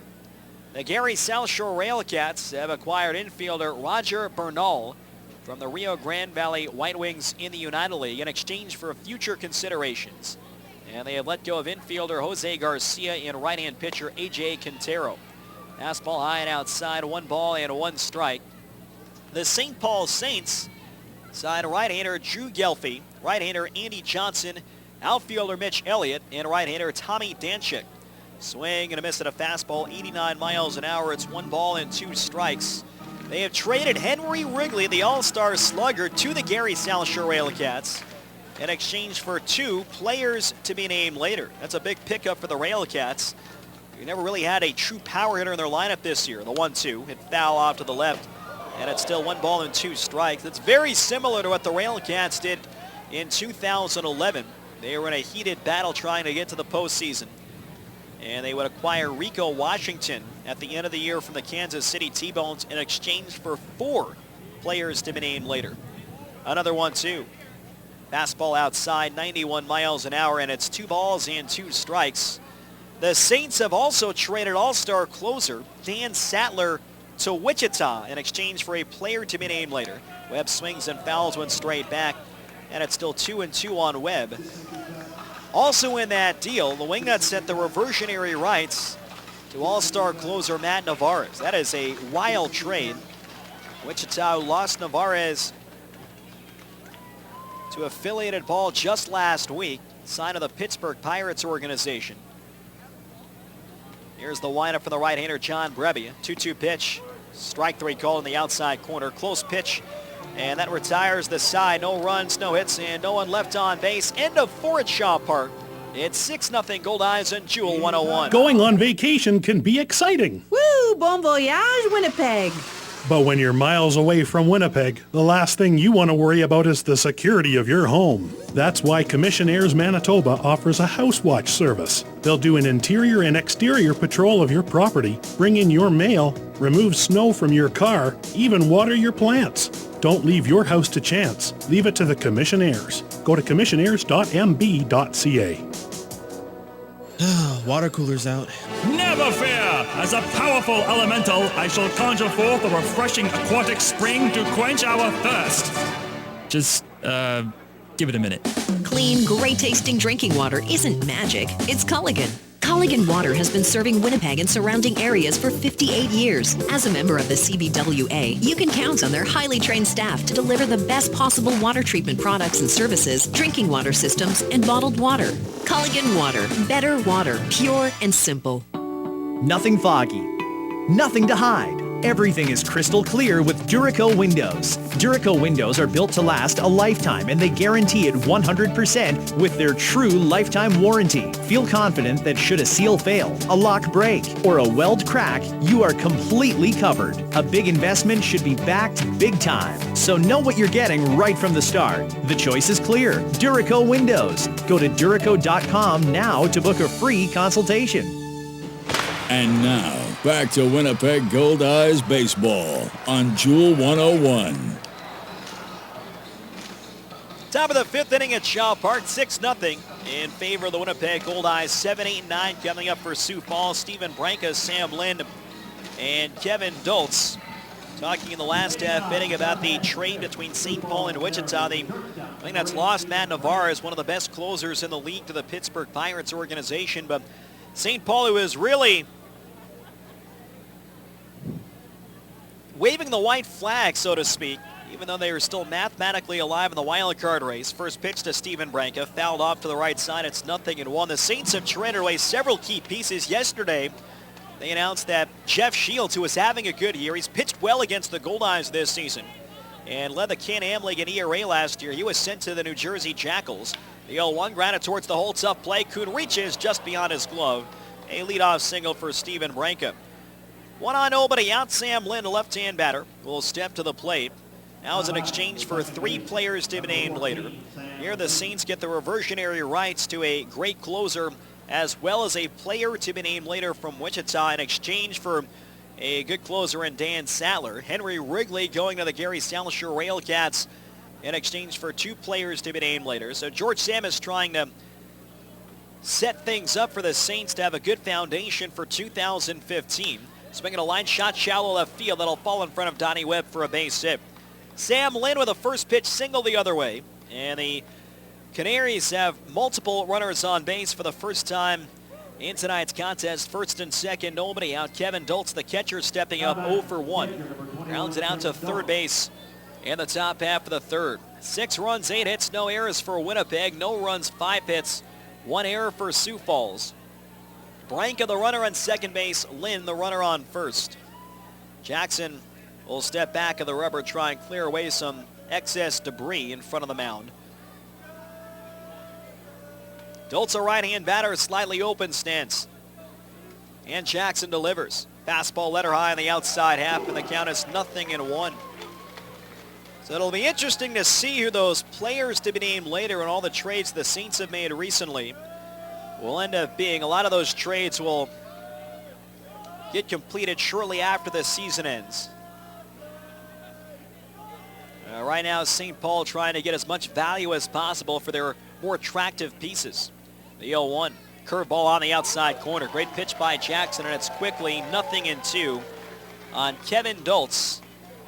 Dultz came in at .230, 2 homers, and 22 runs batted in. There was one other transaction yesterday. Righty against righty. Here's the 0-2 pitch. Breaking ball low. This time Dultz able to lay off the pitch below the knees. 1 ball and 2 strikes. John Link, the Wingnuts' #1 starter, was purchased by the Miami Marlins. Link was actually scheduled to pitch last night against the Laredo Lemurs. 2 on, nobody out. Jackson looks back on the 1-2 pitch. Breaking ball misses inside. Almost clipped Dultz in the arm, and it's 2-2. Without a starting pitcher and scrambling to find a body, Wichita actually activated their pitching coach, Luke Robertson, much the way the Canaries did with Mike Meyer earlier this year. Tapped in the ground foul outside of first. And it's still 2 balls and 2 strikes. Steve Tinoco with a couple of hits, and the leadoff man waits on deck. Inning began with Branca, a single on a ground ball through the left. Lynn followed with a line drive single the other way. 6-0 Goldeyes here in the top of the 5th inning. Another 2-2 pitch. Fouled straight back. Dultz having a good battle here against Matt Jackson. He'll see a 7th pitch coming up. Well, Robertson actually had a solid start. His first start in 11 years. He went 5 innings, allowed 3 runs. And Wichita was able to win a clinch the South Division. The 2-2 pitch. Swing and a miss. He got him. Foul tipped into the glove of Jordan Gaitis. Strikeout number 4 for Matt Jackson. Back to the top for Steve Tinoco, an infield single and a stolen base in the first. Single and a grounder up the middle in the top of the third. Tinoco entered this ball game hitting .364 against Goldeyes pitching this year in 11 games. Winnipeg 58-33, 2 wins shy of a franchise record set 3 years ago. Goldeyes lead by half a dozen runs right now in the top of the 5th inning. Tinoco, a right-hand batter. And he takes a fastball letter high for a strike at 0-1. We were given word from the American Association office. We mentioned that the roster deadline was yesterday at 11 p.m. Teams can no longer add players to their roster. The 0-1 pitch. Ground ball up the middle. Tough play. Kuhn reaches. Base hit through to center field. Around third is Steven Branca. Branca scores without a throw. An RBI single up the middle for Steve Tinoco, and that'll cut the Goldeyes lead a 6-1 in the top of the 5th. Steve Tinoco's now 3 for 3. Drives in Steven Branca from second base. Sam Lynn stops at second. And for Tinoco, his 39th RBI of the year. Now, Tinoco continues to be one of the hottest hitters in the league over the final month. Brandon Jones now steps up. 0 for 2 with a fly out to center and a pop out to short. Lind on second, Tinoco on first. Jackson delivers. Fastball high and inside, 86 miles an hour for ball 1. Beginning out teams are also allowed to carry a 23rd player on their roster for the final 10 days of the regular season. The 1-0 pitch. Fastball catches the outside edge, and it's 1-1 strike. Now, if any of those teams get to the postseason, the roster then has to be cut back to 22. And whoever is at it, if you go with that 23rd guy for the final 10 days, fastball just low, and it's 2 balls and a strike. That player still has to fit under the constraints of the American Association salary cap.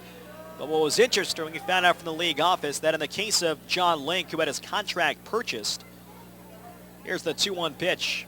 Low and inside, 3 balls and a strike.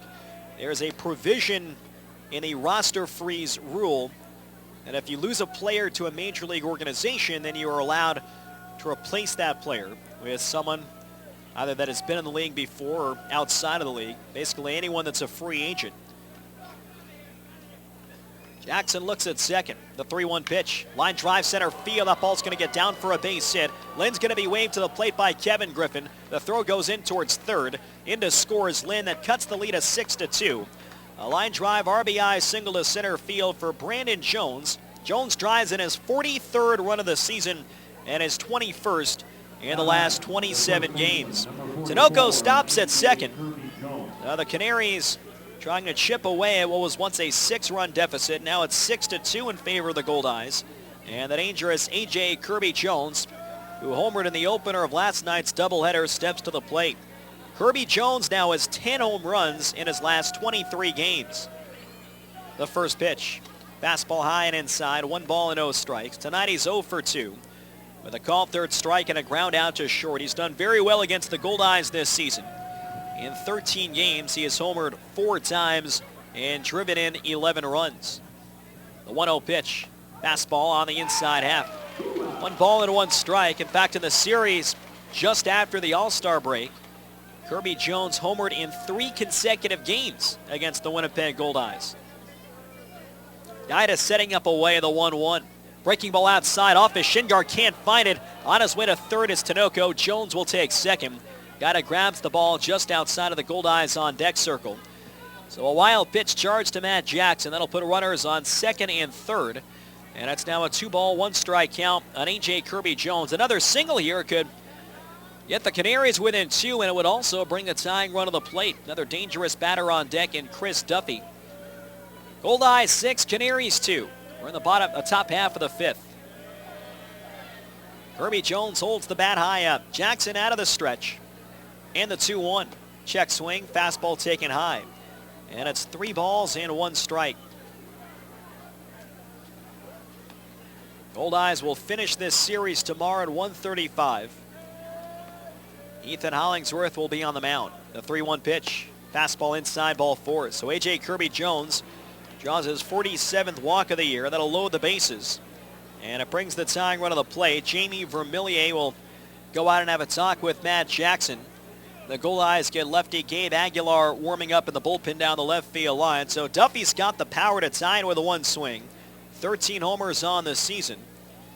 And 48 runs batted in. Steve Tinoco was on third base. Brandon Jones on second. A.J. Kirby Jones on first.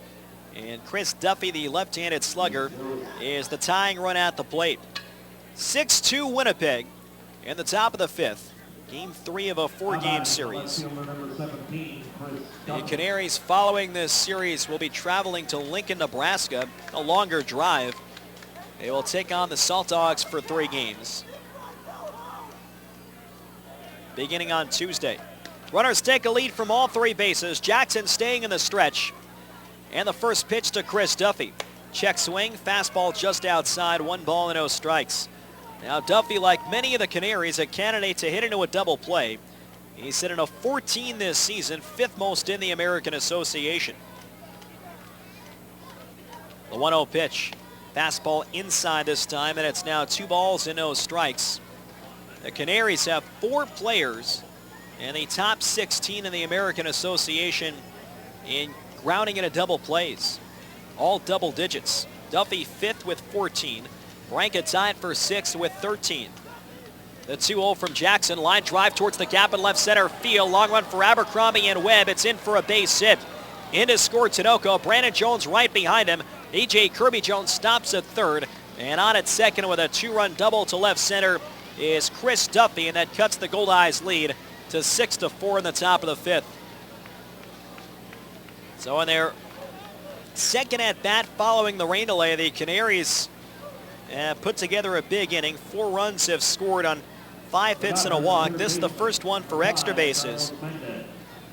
Chris Duffy driving that well to left center on a 2-0 count. He'll pick up his 49th and 50th runs batted in of the year. And now the tying runs are in scoring position with 1 man down. Carlos Mendez at the plate. Corners pinch in. The first pitch. Fastball a little bit low and outside. 1 ball and 0 strikes. Mendez 0 for 2. He's been struck out swinging and grounded out to short. Jackson staying in the stretch. A single could tie it. Duffy, decent speed for a bigger guy. Fastball on the outside corner, and it's 1-1. So the hits are now even 8 apiece. Goldeyes still leads 6-4. Jackson trying to work his way through the top half of the fifth. Chris Valencia, left-hand batter, is on deck. Now Jackson is ready. The 1-1 pitch. Swinging a chopper towards third. Backhanded by Mazzola. And they got Kirby Jones hung up. He throws to Guida. Guida applies the tag. And there's 2 away in the top of the fifth. A potentially momentum changing out on the base paths. A.J. Kirby Jones didn't quite break on contact, but he was too far away from third base. And Mazzola came in from behind. Kirby Jones was then forced to try and make a break for home. Mazzola threw to Jordan Guida. And then Guida ran Kirby Jones back to third before he applied the tag to his back. Now it's first and second and 2 away. Mendez safe in the fielder's choice. Chris Duffy holding at second base. It'll go 5-2 in the ground ball fielder's choice as Valencia lines one on a shallow left that's in for a base hit. Into third is Duffy. He's going to be held. Webb makes the throw, cut off by Mazzola. A line drive signal the other way for Chris Valencia. That'll load the bases. So now the tying runs are once again in scoring position, and the go-ahead run is on first. Bases loaded and 2 men down. Gabe Aguilar looks like he's just about ready if needed in the bullpen. Matt Jackson needs 1 more out to qualify for a win. And now Steven Branco, who opened this inning with a ground ball single to left, will step to the plate. 6-4 Winnipeg, top of the fifth. Jackson can use the entire field to get an out to try and keep this lead intact. Kirby Jones was thrown out in a big play last night, trying to tag up in a sacrifice fly from Chris Valencia. He was gunned down by a very wide margin at the plate on a huge throw from Donnie Webb in medium left field. This one, not necessarily a base running mistake. Forced the Goldeyes to execute an unusual play. Situation where Kirby Jones didn't run on contact, and he was just kind of too far away from third once he saw Mazzola field that ball. First pitch, fastball high and inside. It's 1 ball and 0 strikes. Had Kirby Jones tried to get back to third, Mazzola simply would have tagged him out. So in the end, Kirby Jones did everything he could to at least force the issue, and the Goldeyes did a good job in the rundown. Swinging a grounder left side, tough play. Kuhn has to charge. He fields, throws to first, in time to get Branco, and the inning is over. Matt Jackson able to work his way through the fifth. The Canaries do get 4 runs, but Winnipeg still has the lead. There were 6 hits in the inning and 3 left on base. We've come halfway at Shaw Park. It's 6-4 Goldeyes on Jewel 101. What should we bring to the lake for dinner tonight? Something easy that we can throw in the cooler. Turkey. Granny's Poultry introduces their seasoned boneless turkey breast. Sounds good. Really good. Pick up a Granny's frozen seasoned boneless turkey breast from your neighborhood grocery store. Throw it in the cooler, and by the time you get to the lake, it's barbecue ready. Granny's Poultry, your local poultry farmer's own cooperative. To find a retailer or for simply delicious recipes, visit grannys.ca. Granny's, good-natured. The Fairmont Winnipeg is the city's only luxury hotel with 340 luxuriously appointed rooms, 19,000 square feet of stylish function space, and 12 meeting rooms. At the Fairmont, quality, comfort, and convenience come standard, and its central location makes it perfect for your next corporate meeting or family staycation. Travel easily to the RBC Convention Center through the Underground Concourse, or visit the nearby Canadian Museum of Human Rights. Located in the heart of the city, the Fairmont Winnipeg continues to be the hotel of choice for the discerning traveler. Support your own, the Goldeyes. and Fort Garry Brewing.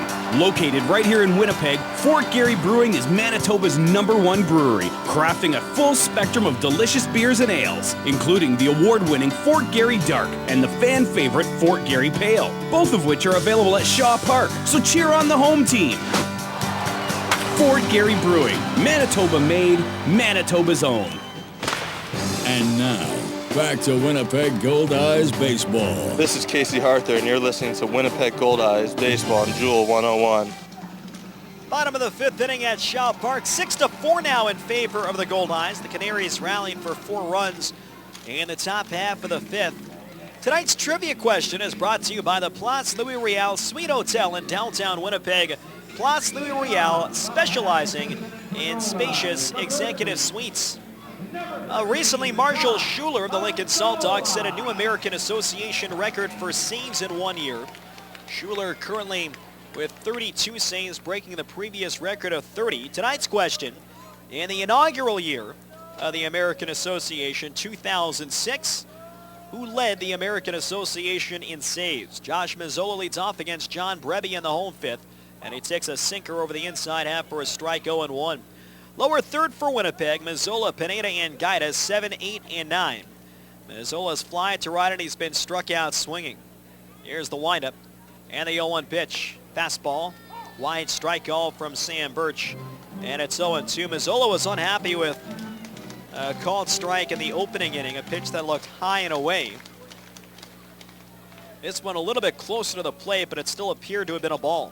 The 0-2 pitch, fastball high, 90 miles an hour. And it's 1 ball and 2 strikes. 6 runs, 8 hits, and no errors for the Goldeyes. 4 runs, 9 hits, and 1 error for the Canaries. We're in the bottom half of the 5th.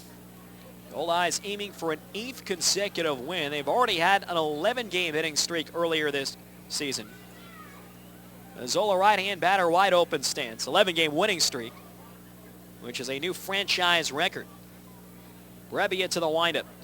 And the 1-2 pitch. Fastball high and inside, 2-2. Now Brebbia with some good action on his fastball. That one appeared to have been a four-seamer with some light hop up and inside, 90 miles an hour. Mazzola chokes up on the bat.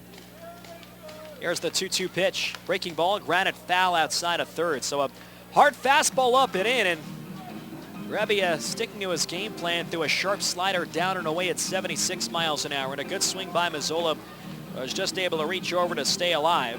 Mentioned Brebbia, a Yankees draft pick, a 30th rounder in 2011 out of Elon University in North Carolina. I would imagine that Brebbia grew up a Red Sox fan, originally from the Boston, Massachusetts area. Another 2-2 pitch, popped him up right side on a foul ground. Doltz with a look, and that'll reach the crowd. It's still 2 balls and 2 strikes. Brebbia last year was in the Yankees organization, low A Charleston in the South Atlantic League, and high A Tampa in the Florida State League. Good numbers in his career, a 3.29 ERA and 99 career outings. All but 5 of them as a reliever. The 5 starts have all come this year in a spot start capacity with Sioux Falls. Fastball popped up foul behind the plate. And the count is still 2-2. Mazzola with a good battle. He's hit 3 2-strike fouls.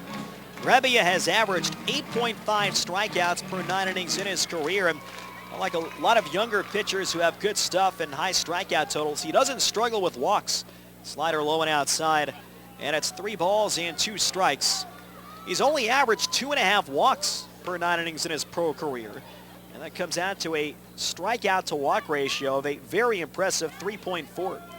3-2 pitch, hit in the air towards the gap in right center field. Valencia sprinting back, he won't get it. That'll drop in on the warning track and bounce towards the fence. Mazzola on his way to second, and he gets there standing up with a double. That is an outstanding at-bat by Josh Mazzola. He got down early 0-2 and kept fighting and fighting, eventually worked the count in his favor. And he slices a double to right center field against John Brebbia, and the Goldeyes in good position to try and get some of the runs back. Ryan Pineda, who's been on twice, stepping to the plate. A single and a run scored in the second. A walk and a run scored in the third. 9th inning of the ball game for the Winnipeg Goldeyes in their 3rd double. Mazzola on second and no one down. Pineda digs in for the right side of the plate. He's hit safely now in 8 straight games after a single in the bottom half of the second. A .353 hitter this year with runners in scoring position. Brebbia off the third base side of the rubber. And the pitch. Fastball down low. It's 1-0 strikes. Again, our trivia question. Who led the league in saves in the inaugural year of the American Association, 2006? Call the Jewel 101 studio at 204-943-5250 with your answer for a chance to win your choice of a pair of tickets to a remaining Goldeyes home game or a Goldeyes prize pack. 1-0 pitch. Line shot down the left field line. That's it for a base hit. It's going to roll towards the corner. Mazzola around third will score. Pineda digging for second. And Pineda gets there standing up. An RBI double down the left field line for Ryan Pineda. And the Goldeyes re-extend the lead to 7-4 in the bottom half of the fifth inning. Back-to-back doubles, both well hit. Mazzola to right center and Pineda ripping one down the left field line. So Pineda's on base for a third time in as many trips to the plate. He picks up his 31st RBI of the year. Now Jordan Guida steps to the plate. Guida officially 0 for 2. He reached on an error, charged to Branca, the shortstop, and then scored in the second. Struck out swinging against Kyle Vasquez in the third. Swings and hits it foul off to the right. A little bit late on the 90-mile-an-hour fastball. And the count is 0-1. Outfield a couple of steps the other way against the right-hand batting Jordan Guida. Stands close to home plate. Dultz setting up away.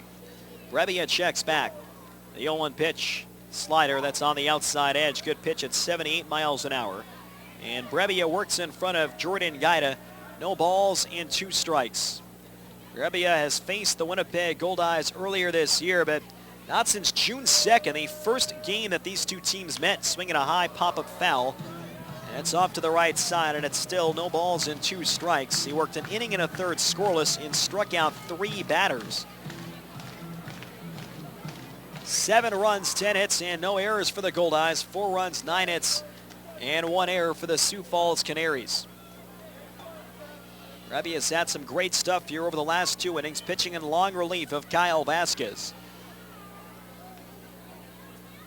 The 0-2, fouled straight back, jammed him inside, and Guida did a good job to waste away an 89-mile-an-hour fastball. Brock Baum, the Goldeyes leadoff hitter, is on deck. Winnipeg has led since putting 2 on the board in the bottom of the first, and they have now scored in 4 of the first 5 innings. All 4 of the Canaries runs came in the top of the 5th. Winnipeg's bullpen has been quiet here. Guida swings and pops it up towards short. Mendez and Branca converge. Branca is under it, and Mendez, the third baseman, cutting over to the left. He'll make the catch for the first out here in the bottom of the 5th. Back to the top for Brock Bond, 1 for 2, a single, a walk, and a run scored. He's also driven the ball well to left. That was caught by Chris Duffy in the bottom half of the second. Tomorrow's pitching matchup for the 1:35 matinee. Ethan Hollingsworth faces left-hander Joe Bircher. Hollingsworth coming off a complete game 2 at shutout. Gabe Aguilar now starts to warm up again.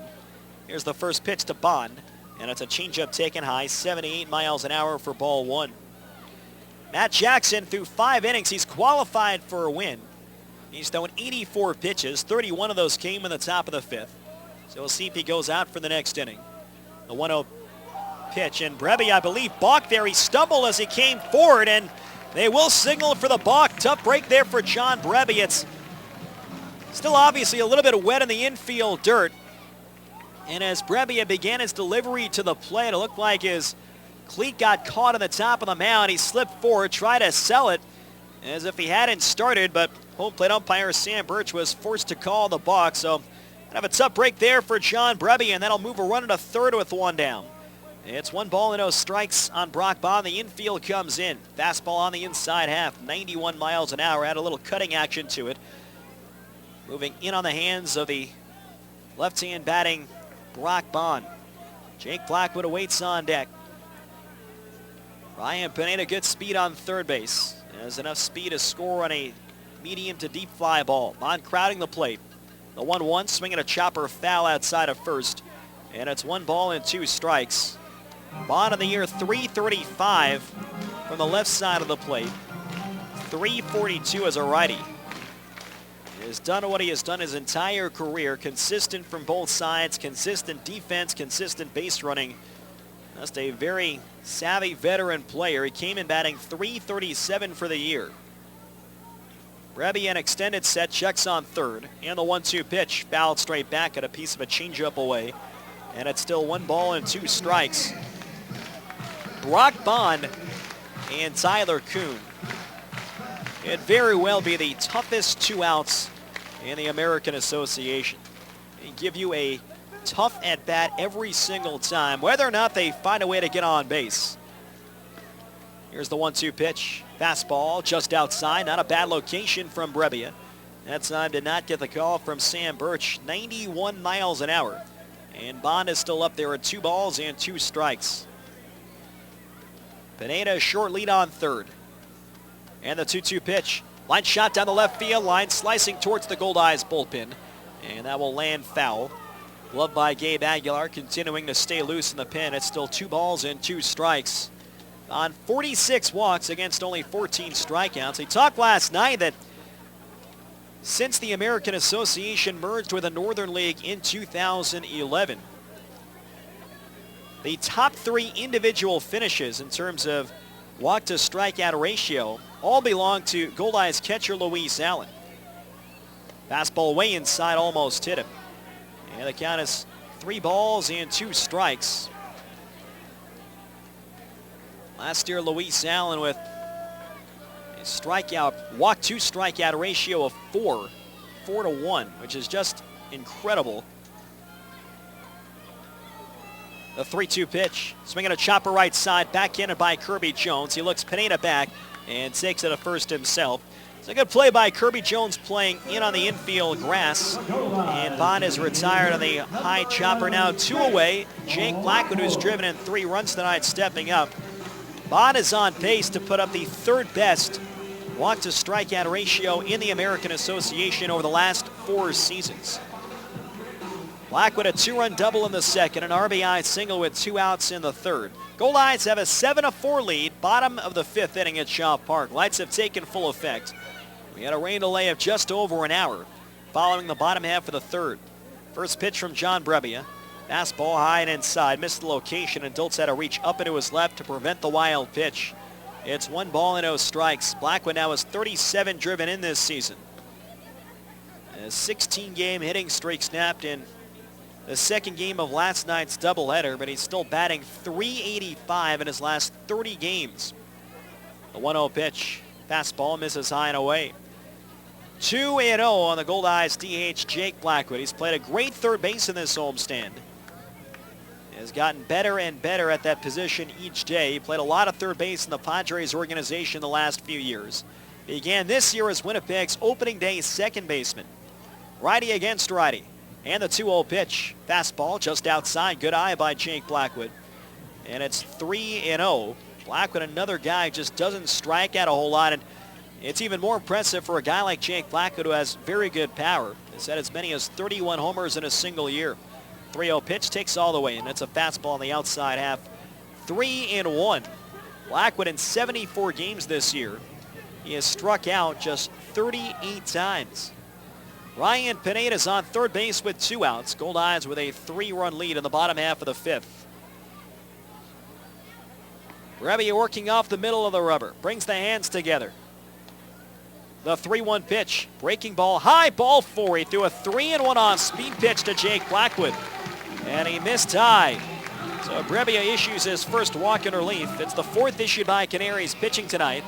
And that will give the left-hand batting Tyler Kuhn a chance here. 1st and 3rd, and 2 men down. Kuhn is 2 for 3, a couple of singles, an RBI, and a run scored. It's Kuhn's 45th multi-hit game of the year, most on the Goldeyes. Blackwood a short lead at first base. First pitch to Kuhn. Hit foul off to the left side. Got jammed at a 90-mile-an-hour fastball. It's 0-1. Kuhn this year, 12 out of 36, 2 outs and runners in scoring position. A .333 average. He is a .306 career hitter in 7 seasons with 2 outs and men in scoring position. Pineda on third, Blackwood on first, and 2 away. Outfield medium depth and straight up. on Tyler Kuhn. The 0-1 fastball taken high and outside. 1 ball and 1 strike. With the Goldeyes clinching the North Division last night, Tyler Kuhn will be going to the postseason for a 6th time in 7 pro years. He has won 2 championships in his career, hoping to make it a 3rd. Here's the 1-1 pitch. Low and inside, gets away from Dultz. Here comes Pineda, and Pineda scores standing up. Blackwood goes to second. 8-4, Goldeyes in the wild pitch. John Brebbia threw one down and away. It got away from Kevin Dultz, and it rolled all the way to the backstop. There was no chance for any kind of play at the plate. A good break by Ryan Pineda as soon as he saw that ball get away from Dultz. So a wild pitch has given the Goldeyes an 8-4 advantage. Winnipeg has gotten 2 of the runs back. And the 2-1 pitch to Kuhn. It's taken high and outside. Now 3 balls and 1 strike. Canaries had gotten within 2, and they threatened for more. They stranded 3 on base in the top of this inning. It was Kuhn who made the final play to retire Stephen Brank at first. The 3-1 pitch. Fastball called strike on the outside corner. Kuhn thought he had ball forward, 90 miles an hour. Right around the letters in the outside half. 3-2 now, and the Goldeyes shortstop Casey Harther waits on deck. Kuhn has driven in 36 runs in his last 54 games. Blackwood leads in the 3-2 pitch. Swing and a miss, he got him. And the inning is over. The Goldeyes get 2 runs. There were 2 hits and 1 left on base. End of 5 innings at Shaw Park. 8-4 Winnipeg on Jewel 101. CIBC and the Winnipeg Goldeyes have partnered to fight cancer. On Sunday, October 5th, CIBC and Goldeyes employees, friends, and family will be running in communities across Canada for a future without breast cancer. Shaw Park, the home of the Winnipeg Goldeyes, will be your local run site for the Canadian Breast Cancer Foundation CIBC Run for the Cure. For more information, to register to run or make a donation, go to CIBC.com. Let's run for a future without breast cancer. Join in Sunday, October 5th at Shaw Park. The Goldeyes Field of Dreams Foundation supports children's charities in Manitoba. I'm Tony Fletcher, Foundation President, urging you to get involved with the Fillmore Riley K's for Kids program by pledging a dollar amount per Goldeyes strikeout. Or show your support by picking up a Goldeyes license plate from your local auto pack dealer. The foundation receives $30 from each one sold. Thanks to you, the Field of Dreams Foundation has donated more than $1.6 million to children's charities. Summer is the season for long family road trips. Are we there yet? And if you want to make it there, it's time to go to Cal Tire. Whether you come in for a tire rotation, an alignment, or even a basic oil service, all your visits come with a free mechanical inspection. Get your vehicle ready for high temperatures and heavy use. Talk to Cal at any one of 5 convenient Winnipeg locations. And now, back to Winnipeg Goldeyes Baseball. This is Nick Hernandez, and you're listening to Winnipeg Goldeyes Baseball on Jewel 101. Winnipeg Goldeyes Baseball is brought to you by MTS. Get unlimited internet in Manitoba on all your devices only with MTS. Top of the 6th inning, 8-4 in favor of the Goldeyes. New pitcher in the game, lefty Gabe Aguilar takes over for Matt Jackson, who has qualified for a win. It would be his 11th of the year if Winnipeg can hold on. Gabe Aguilar making his 36th appearance of the year, his 34th in relief. Aguilar with a record of 7-2 and a 2.98 ERA. 42 1/3 innings, 30 hits allowed, 13 walks, 33 strikeouts. Opponents hitting just 197 against Gabe Aguilar, 5'8", 165 pounds, a 24-year-old left-hander from El Paso, Texas. He pitched in Game 1 of the doubleheader last night. He got the final 2 outs in the top half of the 6th, setting things up for Chris Kissick, who earned the save. Sam Lynn leads off, and the first pitch high and inside almost hit him, and it is fouled off into the batter. Is it taken high and inside? I believe it's taken high and inside by Sam Lynn. It's 1 ball and no strikes. Lynn, Dultz, and Tinoco 8-9-1. Aguilar, the lefty, takes over from Matt Jackson. 5 innings, 4 runs all earned, 9 hits, 1 walk, and 4 strikeouts. He threw 84 pitches. The 1-0 on the outside half. And it's 1 ball and 1 strike. Goldeyes, after The Canaries got within 2, scoring 4 times in the top of the 5th. Winnipeg manufactured 2 in the bottom half. An RBI double from Ryan Pineda, and then a wild pitch, which allowed Pineda to score. Slider, pretty good looking pitch, but it misses just low. 2 balls and 1 strike on the rookie Sam Lind. Goldeyes have now out-hit the Canaries 10-9. Right-hander Chase Boroff is warming up in the Canaries bullpen. Lefty against lefty. 2-1 pitch. That slider's on the outside corner, 2-2. Sam Lind, 7 for 27 against left-hand pitching, 259. It's really not bad at all considering Lind is fresh out of college. Won an NAIA World Series championship this past spring at Cumberland University. Aguilar from the stretch, 2-2 pitch. Breaking ball on the inside corner, strike 3 called. Dave Aguilar, after a couple of sliders away, drops it on the front door, and Lind is rung up by Sam Birch. 1 away in the top of the 6th. Kevin Dultz stepping up. Dultz, a right-hand batter, 0 for 2. He has grounded a third and struck out swinging. In the bottom of the 5th, the Goldeyes forced the hard-throwing right-hander John Brebbia to throw 35 pitches. He only threw 15 in the 4th, but that's now 50 over 2 innings of work. Fastball taken high and away. It's 1 ball and no strikes. Aguilar, the second-year professional out of the University of New Mexico. His folks were in town earlier in the week. Here's the set for the lefty. And the 1-0 pitch. Line shot, 1-hopper, snagged by Mazzola behind the bag. Sets and fires to first. Plenty of time to get Dultz, and there's 2 men down. That was a rocket behind the third base bag, and a tough in-between hop, and Mazzola gloved it right around his waist, and once he had it secure, there was plenty of time to get Dultz, who doesn't have a ton of speed. Now back to the top of the order for Steve Tinoco, having another big game against Winnipeg. He's 3 for 3. 3 singles, a run scored, and a stolen base, his 6th of the year. Base is empty and 2 outs. Aguilar works off the first base side of the rubber. Tinoco this year against lefties hitting .333, 22 of 66. And he takes a first pitch fastball just outside. It's 1 ball and no strikes.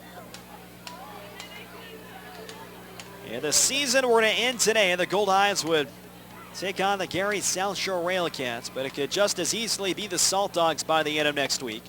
Fastball just outside. Sam Birch, you could tell he wanted to call that a strike. Got a flinch to his right, couldn't quite pull the trigger, and it's 2-0 on Steve Tinoco. Tinoco on Wednesday night had a 21-game hitting streak come to an end. Longest by a Canaries player this season. Left-hand pitcher, right-hand batter. The 2-0. Fastball inside. 3 balls and no strikes. In his last 24 games, Tinoco batting .382 with 20 runs scored during that stretch. Outfield chains him a couple of steps to left field. Aguilar's 3-0, takes all the way, and it's a fastball right down the middle.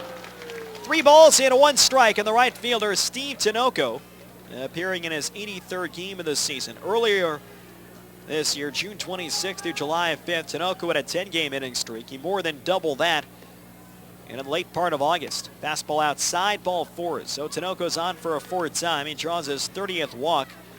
And it's a runner on first and 2 men down for Brandon Jones. Jones drove in a run with an RBI single to center in the top half of the 5th. He's also popped to short and flied out to center field. Tinoco is now 6 for 7 in the year in steals, held by Casey Harther over at first. Jones against lefties this season, 22 of 82, a .268 average. The first pitch from Aguilar. Fastball taken just outside. 1 ball and no strikes.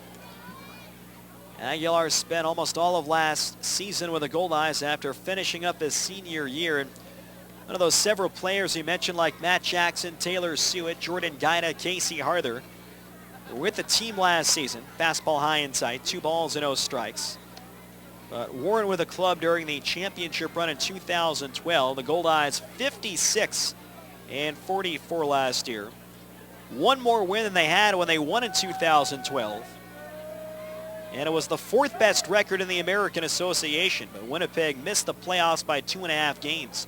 2-0 pitch. Fastball high, 3 balls and no strikes. Aguilar, who walked Tinoco on 5 pitches, behind 3-0 on Brandon Jones. A.J. Kirby Jones on deck. Canaries are still a couple of base runners shy of getting the tying run into the box. See if Jones takes 3-0 pitch on the inside half. 3 balls and 1 strike. Boroff continues to throw inside the Canaries bullpen. And now Winnipeg gets righty Kaoi Downing up and warming in their bullpen. Although he is still several pitches away from being ready. Swinging a grounder to the right side, picked up by Bond, throws to first in time to get Brandon Jones. The inning is over. No runs, no hits, and 1 left on base. Middle of the 6th inning at Shaw Park. 8-4 Goldeyes and Jewel 101. It's summer, the perfect time to kick back and relax with friends and family.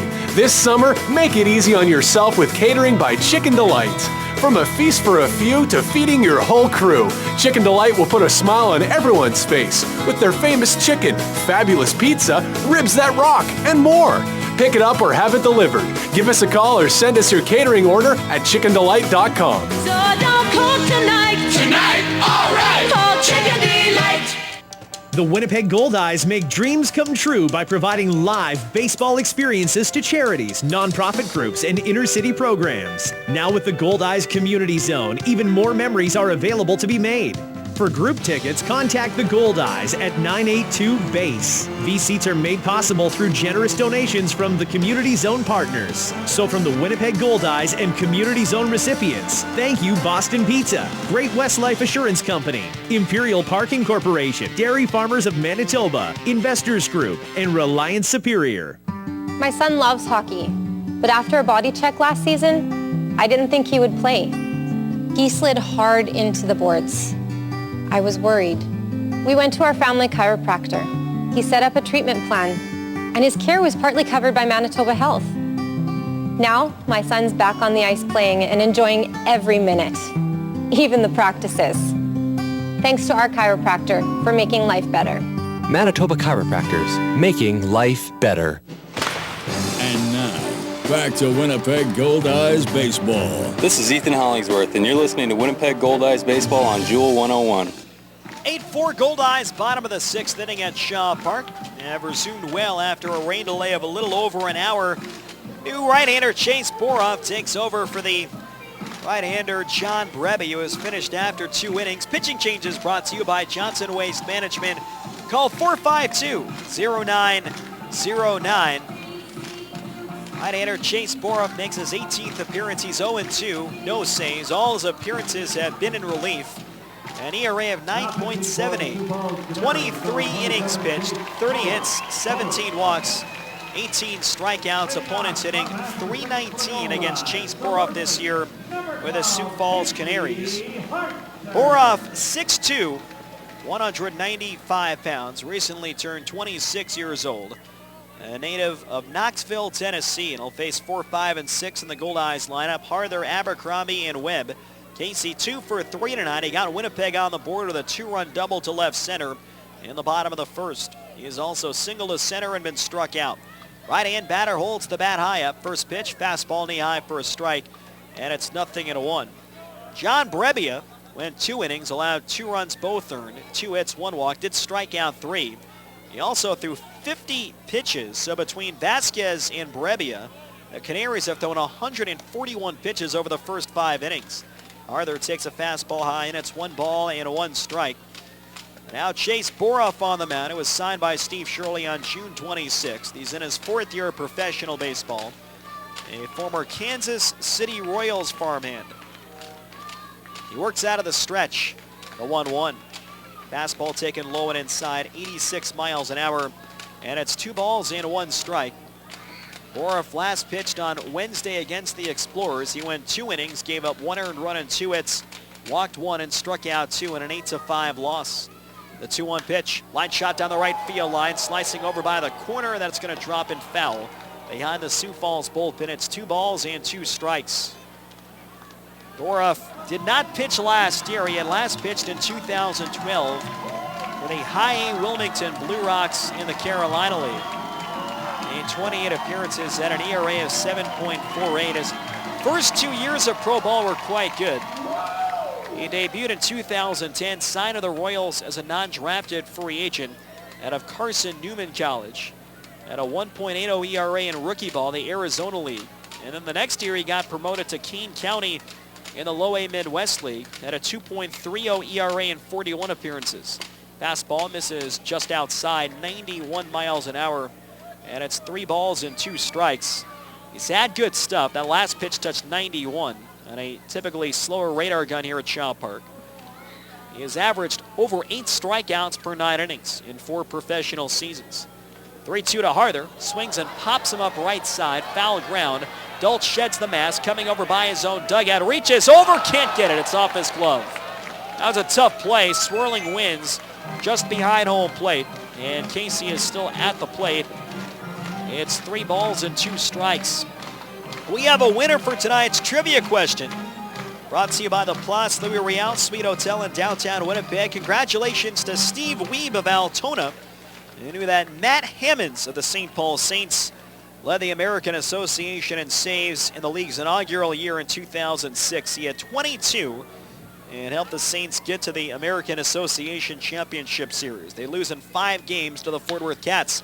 Harther grounds one towards the hole, and it's a base hit through to left field. Casey Harther is now 3 for 4. 11th hit of the ball game for the Winnipeg Goldeyes, a leadoff single in the bottom half of the 6th. Reggie Abercrombie stepping up. Abercrombie 0 for 3. He's popped out twice to second base and also flied out to right field.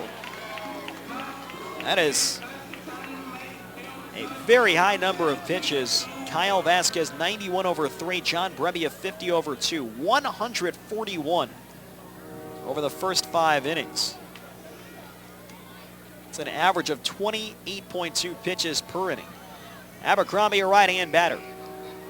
And the high set from Borup. The pitch, check swing, fastball high at 91 miles an hour. It's 1 ball and 0 strikes. Abercrombie still a chance to get to that 20 home run plateau and need 4 over the last 9 games, including tonight. Reggie Guys hit as many as 3 homers in a single game. 1-0 pitch. Fastball low and outside, 2-0. He did that as a member of the Sioux Falls Pheasants. His first year playing for Steve Shirley in 2010. And it was in a game against Sioux City at Lewis and Clark Park in Sioux City, Iowa. Harther on first, a short lead held by A.J. Kirby Jones. The 2-0 pitch, swinging a foul off to the right side. It's now 2 balls and a strike. Reggie will be going to the American Association playoffs for a 2nd time in his career. He led that 2010 team to the championship series against Shreveport Bossier. The Captains would beat the Pheasants 3-0. And Abercrombie has been an integral part of this Goldeyes run. They will begin postseason play a week from Wednesday right here at Shaw Park. The 2-1 pitch, swing and a miss at a high fastball. 2 balls and 2 strikes in the Goldeyes center fielder. Donnie Webb waiting on deck, 8-4 Winnipeg. We're in the bottom half of the 6th. So congratulations, Steve Wiebe, our trivia winner tonight. You've won your choice of a pair of tickets to a remaining Goldeyes home game or a Goldeyes prize pack. The 2-2 to Abercrombie. High fly ball, pretty deep center field. Going back, Valencia has room in front of the warning track. Valencia makes the catch, and Harther goes back to first. Reggie had a good swing on that. He just got underneath, and the ball faded about 3 steps in front of the track in left center field. 1 man down, Donnie Webb stepping up 0 for 2. A walk, a ground out to second, and he has taken a called 3rd strike. The Goldeyes will host games 1 and 2 of the division series Wednesday, September 3rd, and Thursday, September 4th. Tickets are on sale for those postseason games now here at Shaw Park. Friday, September 5th, will be a travel day. It's the first time there's been a day off in the first round since 2010. Switch hitter left-handed, first pitch from Borup, fastball high and tight. Webb had to lean back, and it's 1 ball and 0 strikes. Game 3, which for the Goldeyes, that'll be on the road. Right now, it'll either be Lincoln or Gary South Shore. A very outside possibility. It could still be St. Paul or Sioux City. The 1-0 pitch, fastball high, and it's 2 balls and 0 strikes. And if you had to put your money on it, right now it's going to be the Railcats or the Salt Dogs. Now, we may not know which one of those 2 teams it'll be until the final day or 2 of the regular season. Game 3 of that series would be Saturday, September 5th. The pitch, fastball on the outside corner. 2 balls and a strike. Saturday, September 6th. The if necessary Game 4, Sunday, September 7th. And then the if necessary winner take all Game 5 would be Monday, September 8th on the road. Harther on first and 1 away. Dultz setting up outside. And the 2-1 pitch. Swinging a high fly towards the left field line. Long run for Duffy, charging over. Duffy reaching out, slides in a foul ground, and makes the backhanded catch. Great catch by Chris Duffy. Believe that was in foul territory as he slid across the line before he backhanded that ball. Either way, it's a terrific play. So Donnie Webb is retired. That'll send Casey Harther back to first. Josh Mazzola coming up 1 for 3. He's fly to right, struck out swinging. And he had a great at-bat, one of the best we've seen tonight.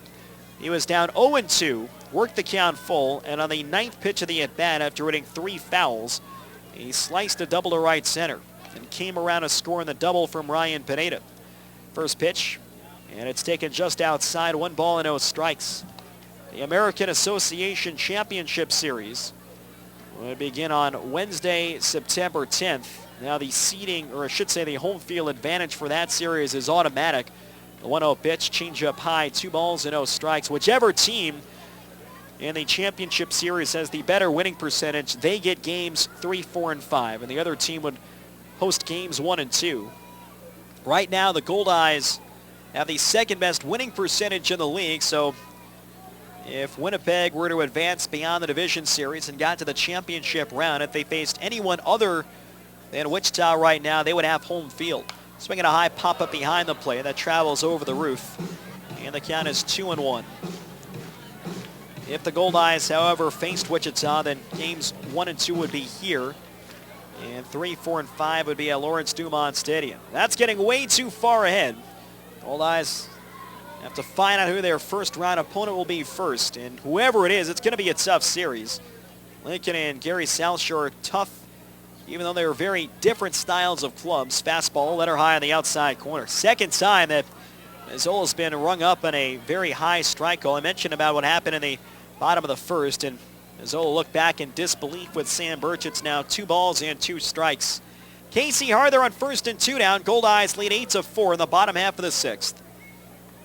Bora from a high set, and the pitch to Mazzola. Check swing, boxed in front. Dultz keeps it close enough and holds Casey Harther at first. Now 3-2, and Harther will get the automatic start. 3-2 and 2 men down. Lincoln's got Ian Gack, an MVP caliber power hitter. They have very good starting pitching. Got some good pitchers in the bullpen. They have some other offensive pieces they have added since the last time those two teams met. And you know Gary is just a tough team to play 1 through 9 in the batting order. And they just acquired Henry Wrigley from the St. Paul Saints. Where the Railcats have struggled recently is in the rotation. Here's some of their starters have broken down just a bit over the final month. Runner goes, 3-2 pitch, high and inside, ball 4. So Josh Mazzola draws the walk. His 23rd of the year, and that'll put runners on first and second base with 2 men down, and will bring up Ryan Pineda. So far he's had a perfect night. A single, a double, a walk, an RBI, and all 3 times he has come up, he has eventually come around to score. Harther on second, Mazzola on first and 2 outs. Pineda, a right-handed batter. He is 8 for 22 this season with 2 outs and runners in scoring position, a .364 average. And he will take an 8-game hitting streak into the series finale tomorrow afternoon. First pitch and a high fly ball right center field. Valencia drifting back. Cuts to his left. He's got it lined up. Valencia reaches down and makes the catch to retire the side. No runs, 1 hit, and 2 left on base. 6 complete here at Shaw Park.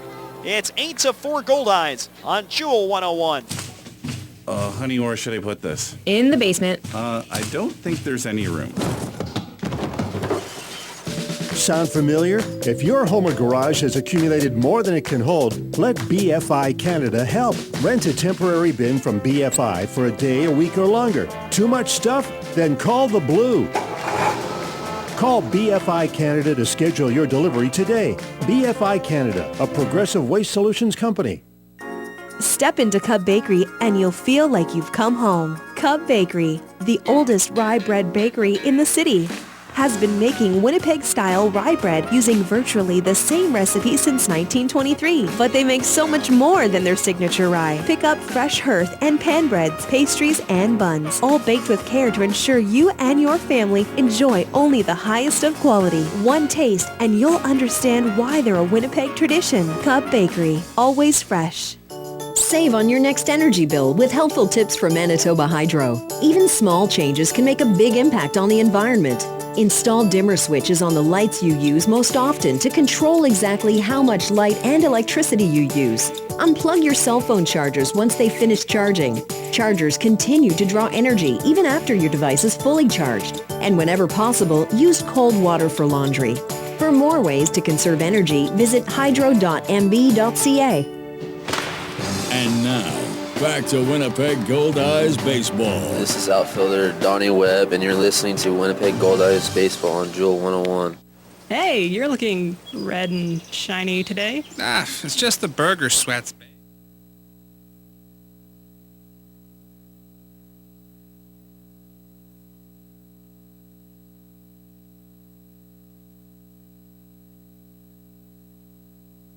He's 1-2, no saves, and a 5.22 ERA.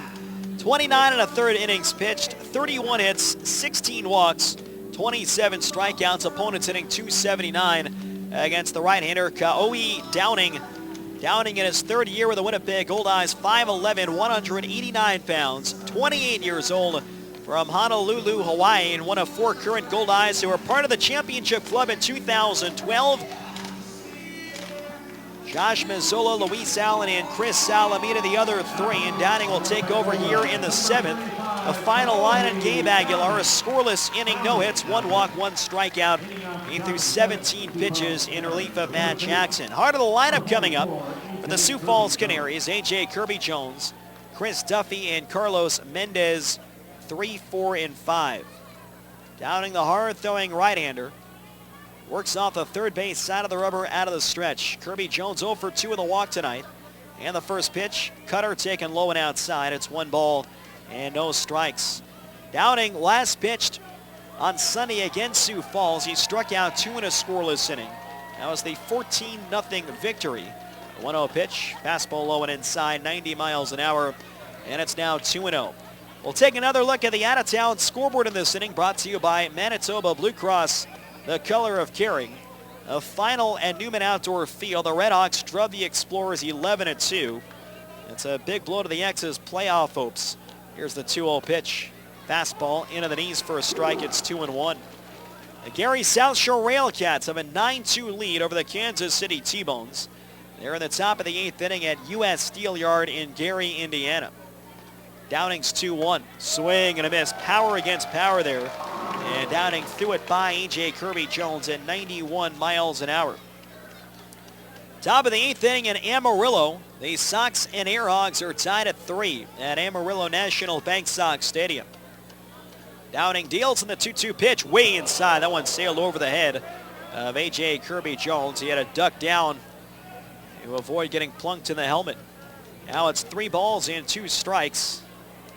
Bottom of the 7th at Haymarket Park. The St. Paul Saints have a 7-6 lead over the Lincoln Salt Dogs in Nebraska. Salt Dogs with it appearing that the Railcats have the game in hand over the T-Bones. 9-2 in the top of the 8th at home. Lincoln would need to come back to stay within a game of first in the Central. 3-2 pitch outside a low ball 4. Missed with a fastball, a leadoff walk here in the top half of the 7th. Chris Duffy stepping up 1 for 3. They're in the top of the 5th inning at Unitrade Stadium in Laredo, Texas. The Lemurs lead the Wingnuts 6-1.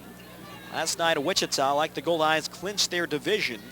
Laredo is in control of the wild card race. Entering tonight, the Lemurs 6.5 in front of the Saints, 7 in front of the Lincoln Salt Dogs. They will face Wichita should they win the wild card. Chris Duffy, a strikeout in the first, a ground out to third in the 4th, a 2-run double in the 5th, a left-hand batter. Swing and a grounder off his back foot, and that Duffy's all right. A cutter that came way in the hands, and Duffy fouled it straight down on the back foot, and he's hobbling around in a ton of pain right now. It's no balls and 1 strike. You've seen Sam Birch, the home plate umpire, get nicked up a couple of times. And here Chris Duffy takes the brunt of that foul ball. Derek West, the Canaries trainer, will go out and take a look. One of their key players, Duffy, who can play first base in both corner outfield positions. Tonight he's out in left field. Is still hobbled by the effects of that foul ball.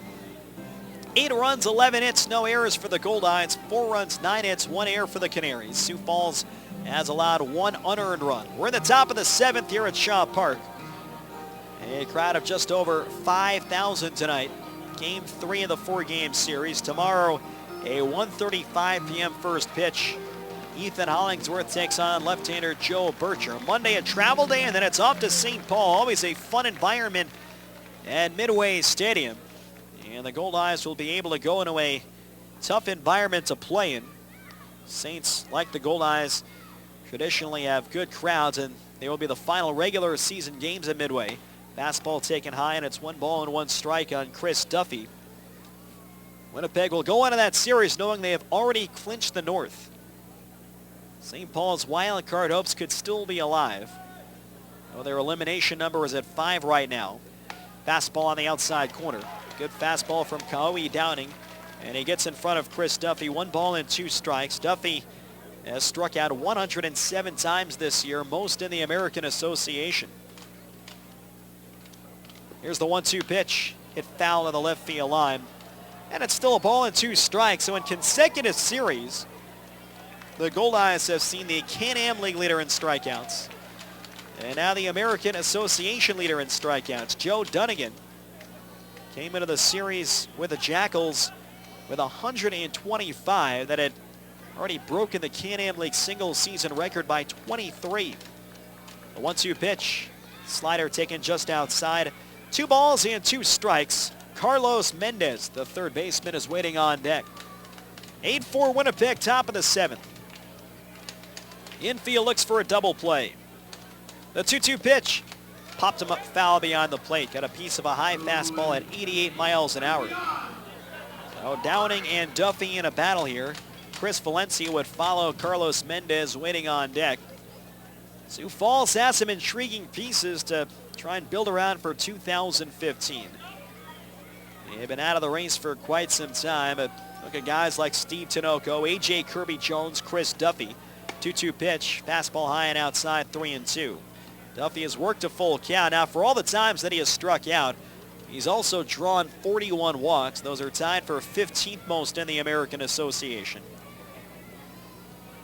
Guida setting up into the payoff pitch. Swinging a grounder towards the hole bottom. Reaches down. He's got it off his glove. Recovers. Though to first is just in time to get Duffy. Great job by Brock Bonestay with that tough ground ball. Was able to smother it and fell off his glove, but he scrambled back. And then with one knee still in the infield dirt, was able to get that throw off to Casey Harther. And that retires Chris Duffy. A.J. Kirby-Jones advances to second base. So a 9-pitch battle, and Duffy eventually retired on the ground ball. Carlos Mendez stepping up 0 for 3. Mendez has struck out, grounded to short. He came up with second and third, and only 1 out of the 5th.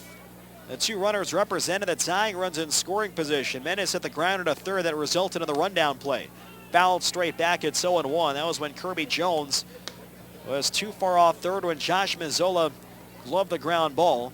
And Kirby-Jones was eventually tagged out by Jordan Guida between third and home. Runner in second, 1 out. Goldeyes a 4-run lead in the top of the 7th. The 0-1 pitch inside off the mid of Guida. And on his way to third goes A.J. Kirby-Jones. 87 miles an hour. They'll score that a pass ball in Jordan Guida. It's now 1 ball and 1 strike. Runner in third and 1 away, and the Canaries can manufacture their 5th run on an out. Carlos Mendez on the season has driven in 35 runs, hitting a solid .258 with men in scoring position. Pass ball charge to Jordan Guida behind the plate, who gives the signal set up outside. Downing from the belt, and the pitch. Fastball taken high and in. So it's now 2 balls and a strike. Rookie left-hander Taylor Bratton is warming up inside of Winnipeg's bullpen. And a great chat with Taylor earlier this evening on Around the Association. Chris Valencia, left-hand batter, is on deck. The 2-1 pitch. Swinging a high fly ball, slicing foul the other way. And it's 2-2. A defensive cut by Carlos Mendez. An 88-mile-an-hour cut fastball is moving towards the outside corner.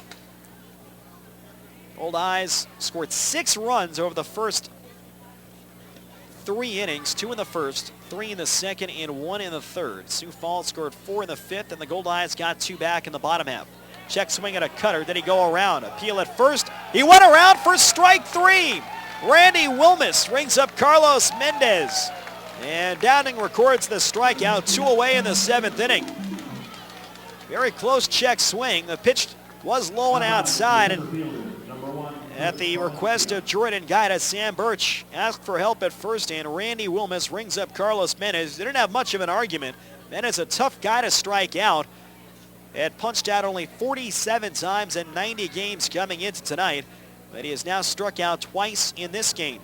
Here's Valencia, left-hand batter, runner on third and 2 outs. The first pitch from Downey, hit in the air towards the left field line. Out goes Mazzola in a foul ground. Mazzola makes the catch, and the inning is over. Kaoi Downing gets around the leadoff walk, no runs, no hits, and 1 left on base. Time to stretch here at Shaw Park. It's 8-4 Goldeyes on Jewel 101. Shiny today? It's just the burger sweats, babe. That's not normal. Nah, it's cool. I read the nutrition fact things like you said. I've got enough sodium for like 3 days. It's easy to make the healthy choice at Jugo Juice. Jugo Juice smoothies are made with real fruit and veggies, 100% fruit juice with no added sugar, and no sorbet fillers or purees. So whatever you order, it's loaded with the good stuff. Stop by Jugo Juice at Shaw Park or Polo Park. Can you guess who's top dog in the alley? Know who I'm talking about? I'll give you a clue. Silver trucks and green bins. That's right, Johnson Waste Management. Johnson Waste Management has been recognized as the top dog in the garbage business. Not 5, not 6, not 7, but 8 years in a row. Not bad for a locally owned family-run business in a dog-eat-dog world. Johnson Waste Management, doing their best to be the very best. Boys never outgrow their need for toys. The toys just get bigger. Metro Center, Winnipeg store for all things trailer, can help you take your toys anywhere you want to go. Trailers, parts, hitches, Metro Center has it all. Plus, you'll earn Air Miles reward miles with every purchase. Over 4,000 square feet of trailer parts, truck accessories, online ordering, knowledgeable staff, trailer service. Everything you need to haul your toys is at your Winnipeg trailer store. Metro Center, 620 Nairn. Visit metrotrailers.ca. And now, back to Winnipeg Goldeyes baseball on Jewel 101. Watching the game is something to enjoy. But remember, drinking any... Winnipeg Goldeyes with an 8-4 lead over the Sioux Falls Canaries. Kaoi Downing, a good job to work around the leadoff walk in the top half of this inning. New pitcher is in for Sioux Falls, right-hander Josh Giles. Takes over for Chase Borff. He worked a scoreless 6th, allowed 1 in, walked 1, no strikeouts, and through 23 pitches. So Josh Giles, who last year was the primary setup man for Eric Draxton and the Amarillo Sox, it was really one of the better 1-2 combinations in the American Association. They're a big reason why Amarillo was in postseason contention until the final day the 2013 regular season. Giles will take over and face 9-1-2 Jordan Guida, Brock Bonney, and Jake Blackwood.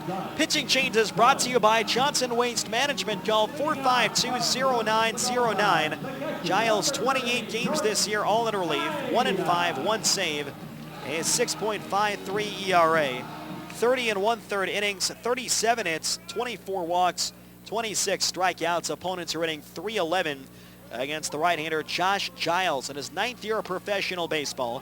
First pitch to Jordan Guida, fastball over the outside half. It's 0-1. Giles 6'1", 175 pounds. He turned 30 years old earlier this month. Originally from Albuquerque, New Mexico. He throws a fastball outside, and it's 1 ball and 1 strike. Last year for Amarillo, Giles, 43 games all in relief, an ERA of 3.05 for Amarillo, having not pitched since 2011. Guida swings, lifts one deep in the air down the right field line, sprinting over Tinoco in a foul ground, runs out of room. That's in the grass berm, and the count is 1 ball and 2 strikes.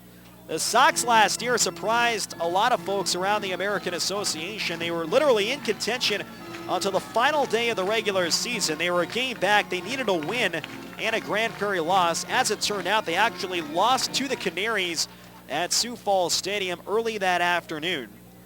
The 1-2 pitch, breaking ball stays side and side, 2 balls and 2 strikes. The Canaries were able to play the role of spoiler at Sioux Falls Stadium, and that made Grand Prairie's game later that night meaningless. It clinched the South Division for the Yearhawks. 2-2 pitch, swing and a miss. He got him, or did he foul it off? Dulce applies the tag, and was it a foul ball or was it strike 3? And I believe it was a foul ball.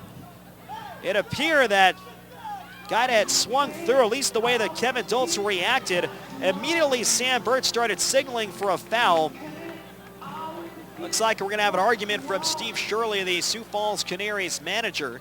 Not getting too animated. I believe he's more concerned about protecting Kevin Dulce and making sure that he's not thrown out of the game. And now Shirley wants at least some help from Randy Wilmus over at first base. Goyda swung through, couldn't tell whether or not he fouled it. It rolled a few feet behind Kevin Dulce, who grabbed it. Then he applied the tag, thinking that that would finish up the strikeout. But, well, Dulce was chasing after that ball. Birch had signaled that it was foul. Now the 3 umpires will get together between the mound and home plate. Art Thigpen at third base, the crew chief, and Randy Wilmus, the first base umpire, joining Sam Birch. 8-4 Goldeyes, bottom half of the 7th. So it'll either be a foul ball and still 2-2 on Goyda, or if they overturn it, it would be strike 3, and Goyda would be out. A lengthy conversation here now. It's not so much a check swing. Goyda definitely went around, and it's tough for either Art Thigpen or Randy Wilmus to have had a better idea than Sam Birch whether or not Goyda had made contact with that pitch. It was tough to hear or see anything from our vantage point, and it looks like the call will stand. It'll be a foul tip, not strike 3, and it's still 2 balls and 2 strikes. Giles working out of the stretch. And the 2-2, breaking ball popped to foul behind the plate. It's still 2 balls and 2 strikes. Giles, a lifetime 4.83 earned run average. He has been exclusively a reliever. Tonight is actually his 300th career professional appearance, all out of the bullpen. Swinging a foul back into the right side. Got a piece of a 78-mile-an-hour slider. Giles last pitched on Sunday against Winnipeg. He was touched up for 4 runs on 4 hits, 2 walks, and no strikeouts in the 14-0 blowout. The 2-2 and a high fly ball, shallow left. Out goes the shortstop, Branca. Duffy charging in. Branca's there and makes the 2-handed catch. 1 away in the bottom half of the 7th. Goldeyes this week is brought to you by Boston Pizza. After the game, you can have any of our more than 100 delicious Boston Pizza menu items delivered to your door. Call 925-4111 or do some finger cooking at bostonpizza.com. Back to the top for Brock Bond. A single and a walk tonight. Fouls one straight back. Good rip at a fastball over the plate. It's 0-1. The series at homestand wraps up tomorrow. B'nai B'rith Day here at Shaw Park. A 1:35 matinee against the Sioux Falls Canaries. Kids can run the bases after the game. And Purple City will be in the free press stage. Swinging a line drive to right, base hit. Brock Bond able to wait back at a changeup from Josh Giles. Pulls it between first and second. And the Goldeyes have a runner on first and 1 down for Jake Blackwood. A single, a double, a walk, and 3 runs batted in tonight for Blackwood. He's also flied out to right field. $5, $9, $14, $16, and $20 tickets for all Goldeyes games are on sale now through Ticketmaster by calling 1-855-GOLDEYE, visiting Ticketmaster.ca, or visiting any Ticketmaster location, including the box office at Shaw Park. Blackwood takes a breaking ball down low, knocked around by Dulce. No advance from Bond. It's 1 ball and 0 strikes. Giles' career began in 2005. He signed with the Texas Rangers as an undrafted free agent. It spent a total of 4 years in the Rangers farm system, getting as high as the California League. High A ball with the Bakersfield Blaze. A 1-0 pitch. Fastball taken high and inside, 2-0. He has been in independent baseball since 2009. He's pitching for his 3rd different team in the American Association. He was briefly with the Lincoln Salt Dogs in 2009. Breaking ball on the outside half, and it's 2 balls and 1 strike and Jake Blackwood. Pitched for Amarillo all of last year and now with the Sioux Falls Canaries. He has averaged well over 9 strikeouts per 9 innings in his professional career. At times he's had trouble with command. He's also averaged 5.6 walks per 9 innings. 8-4 Winnipeg. We're in the bottom of the 7th. Brock Bond on first, an average lead held by A.J. Kirby Jones. Jake Blackwood digs back in, a right-hand batter with a slightly closed stance. Infield looks for a double play. Giles from a high set. Fastball just inside. It's 3-1. Taylor Bratton continues to warm up. We'll see if he is used in the top of the 8th. Kaoi downing through 20 pitches, getting around the walk in the 7th. And a lefty, Sam Lind, is due up second in the next half inning. 3-1 pitch, low and inside, ball 4. So Blackwood is on board for a 4th time tonight. It's his 2nd walk and his 21st of the year. 1st and 2nd, 1 down for Tyler Kuhn. Kuhn, another multi-hit night, 2 out of 4 with an RBI. His 45th multi-hit game of the season. Josh Giles trying to get around a single and a walk here in the bottom half of the 7th. Goldeyes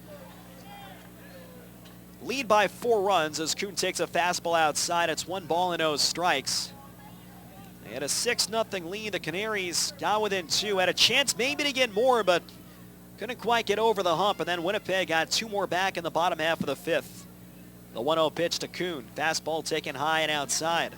2 balls and no strikes. Kuhn this year is hitting .375 with the runners in scoring position. Brock Bond is on second. Jake Blackwood is on first with 1 down. Righty to lefty. And the 2-0 pitch. Swinging a line drive towards the middle. Base hit through to center field. Bond's going to be waved to the plate by Rick Forney. No throw by Chris Valencia. Bond scores standing up. It's an RBI single to center field for Tyler Kuhn. His 3rd hit of the night. And it's 9-4 Goldeyes in the bottom half of the 7th. Kuhn with his 2nd RBI of the game and his 50th of 2014. So Tyler Kuhn becomes the 4th Goldeye to reach the 50 RBI plateau. Jake Blackwood stopped at 2nd on the play. And it's still 1st and 2nd with only 1 man down for the Goldeyes. Casey Harther has 3 hits and 4 trips. He'll step to the plate. One of the hits, a 2-run double that was in the bottom half of the 1st. Righty against righty. Swinging a high pop-up foul behind the plate. It's no balls and 1 strike. Now Blackwood is on second and Kuhn is on first. Giles set above the letters. The 0-1 pitch. Breaking ball on the inside corner. No balls and 2 strikes, and the league's leading hitter Harther came in at .376. That's gone up a few notches with a 3 for 4 so far. The 0-2 fouled straight back at a piece of a slider away.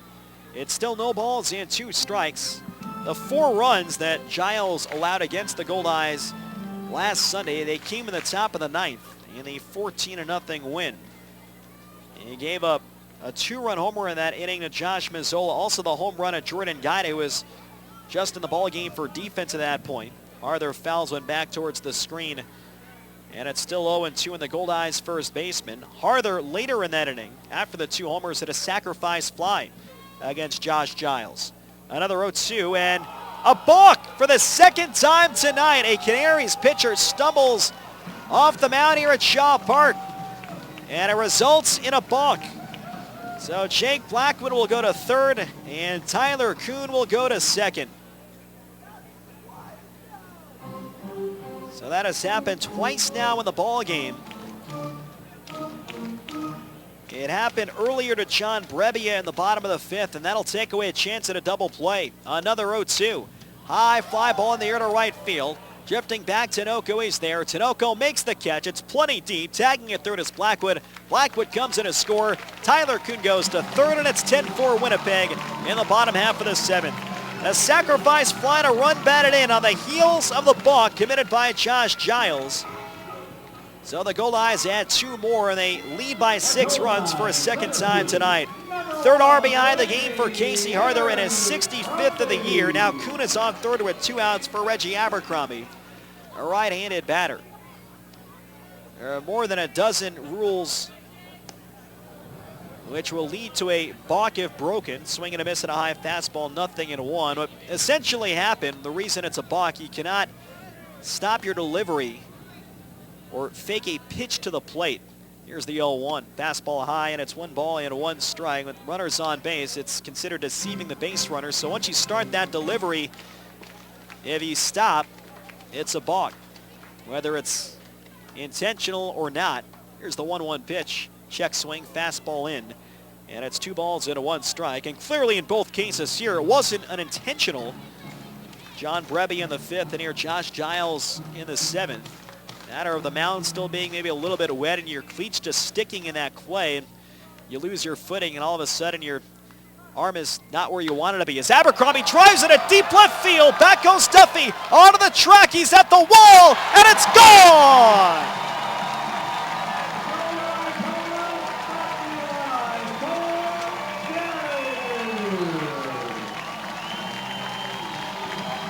Reggie Abercrombie hits his 17th homer of the year. A 2-run shot that just clears the left field fence. And the Goldeyes have hung a 4th spot on the Canaries here on the bottom of the 7th. They lead it 12-4. 3rd homer hit by the Goldeyes against Josh Giles. And the last 2 times they have faced him. So Abercrombie, a 2-out, 2-run homer to left. Now a 67 driven in on the year. Here's Donnie Webb. He swings and fouls one straight back. A high fastball. It's 0-1. That home run by Reggie Abercrombie is brought to you by Home Run Sports. We've got you covered from prospect to pro. Our Home Run Sports home run winner on that blast from Reggie Abercrombie is Jim McKinney. Webb 0 for 3 with a walk, and he takes one inside. It's 1 strike. Congratulations, Jim. Stop by Home Run Sports to receive your $20 gift card. Goldeyes fans can enter to win all season long by visiting Home Run Sports, located on Bishop Grandin, 1 block west of La Jamodier. Home Run Sports, get ready for your game. Fastball taken high and outside, 2-1 on Donnie Webb. 12 runs, 14 hits, and no errors for the Winnipeg Goldeyes. 4 runs, 9 hits, 1 error for the Canaries. Webb swings, and he hits one high in the air, foul to the left. That'll go out of play. And the count is 2 strikes.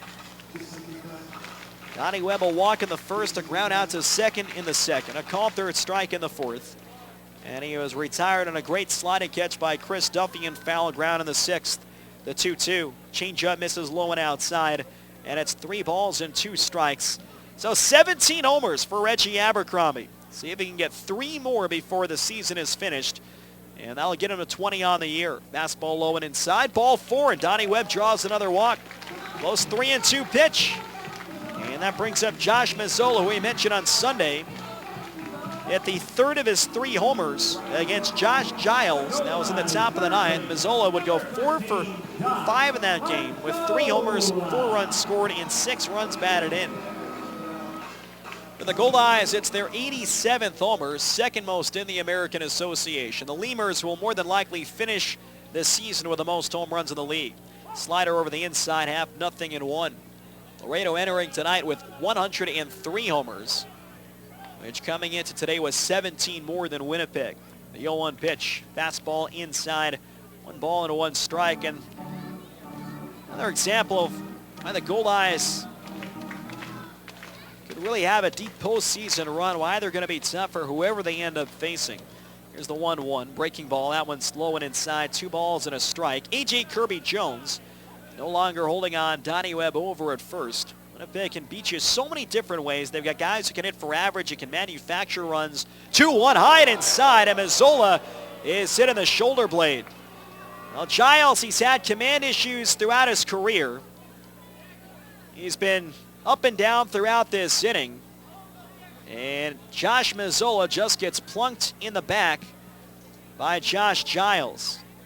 Don't know whether or not it was intentional. There was a homer earlier in the inning from Reggie Abercrombie. I mentioned that Mazzola put Giles in his book last Sunday.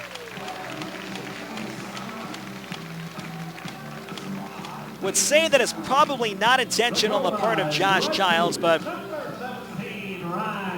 certainly you wonder just with the homer in this inning from Abercrombie, 2 batters earlier, and With Mazzola hitting one long and far against Giles last Sunday.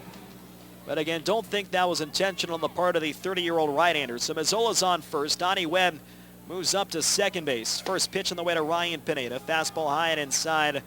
It's 1 ball and no strikes. Goldeyes lead by 8 runs, their biggest lead of the game, 12-4 in the bottom half of the 7th. A 1-0 pitch, breaking ball down and outside. It's 2 balls and no strikes. Goldeyes have a ton of speed up and down the lineup, and recently they've shown the ability to get down sacrifice bunts when they have needed to.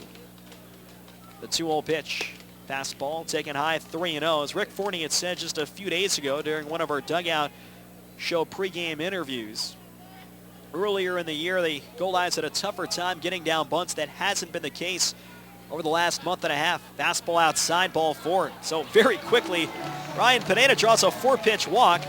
And now Jordan Gaida, who began this inning with a pop out to short, will step to the plate.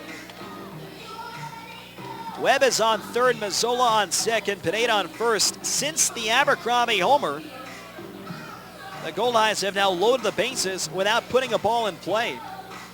In fact, during the 3-batter stretch, Webb, Mazzola, and Pineda, there have been 14 pitches and just 2 swings, and they were foul balls by Donnie Webb. So Jordan Gaida officially 0 for 4 of the runs scored steps up. Mike Meyer just had a spirited discussion with Josh Giles. Bases full, 2 outs.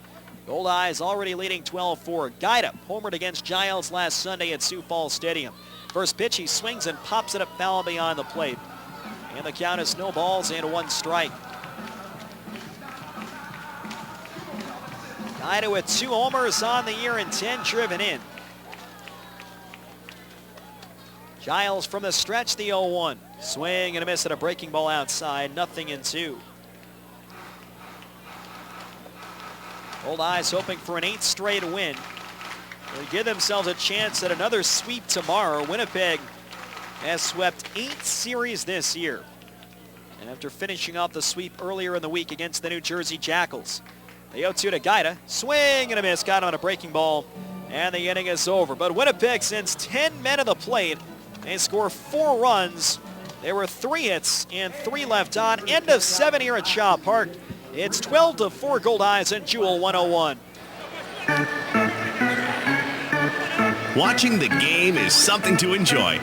But remember, drinking any alcohol and driving don't mix. Drinking and driving puts you and others in danger. Your best bet is a designated driver who has had no alcohol. Enjoy the game, but whatever you do, don't drink and drive. To keep Manitobans safe behind the wheel, police are increasing enforcement near you. Watch for them. A message from Manitoba Public Insurance. Princess Auto is for the real men. Men who like to get their hands dirty. Men who like to work from the ground up and use the best tools and equipment for the job. Real do-it-yourself men who know an air filter from a fuel pump. Men who walk into Princess Auto and feel like a kid in a candy store. Princess Auto. Everything a man needs to get the job done right. A unique world of equipment, tools, and more. Visit princessauto.com for sales, specials, and more. And now, back to Winnipeg Goldeyes baseball on Jewel 101. 12-4 now in favor of the Winnipeg Goldeyes. We go to the top half of the 8th inning. Goldeyes re-extending the lead. Sent 10 men to the plate. Got an RBI single from Tyler Kuhn, a sac fly from Casey Harther, and then a 2-run homer from Reggie Abercrombie. His 17th of the year. Rookie left-hander Taylor Bratton takes over in the top of the 8th. Pitching changes brought to you by Johnson Waste Management. Call 452-0909. Bratton has made 9 relief appearances to begin his pro career. 0-0 with no saves. A 2.13 ERA. 12 2/3 innings pitched. 10 hits, 6 walks, 4 strikeouts. Opponents hitting .217 against the rookie Taylor Bratton. 6'2", 190 pounds. 23 years old from Oakville, Ontario. Had a great chat earlier today with Taylor Bratton on Around the Association. And he will face 7, 8, and 9. Stephen Branca, Sam Lind, and Kevin Dultz. 12-4 Winnipeg. Branca is 1 for 3. He's hit the ball hard a couple of times. A line out to center in the second. A single and a run scored and a ground out to short. Both of those at bats came in the top of the 5th.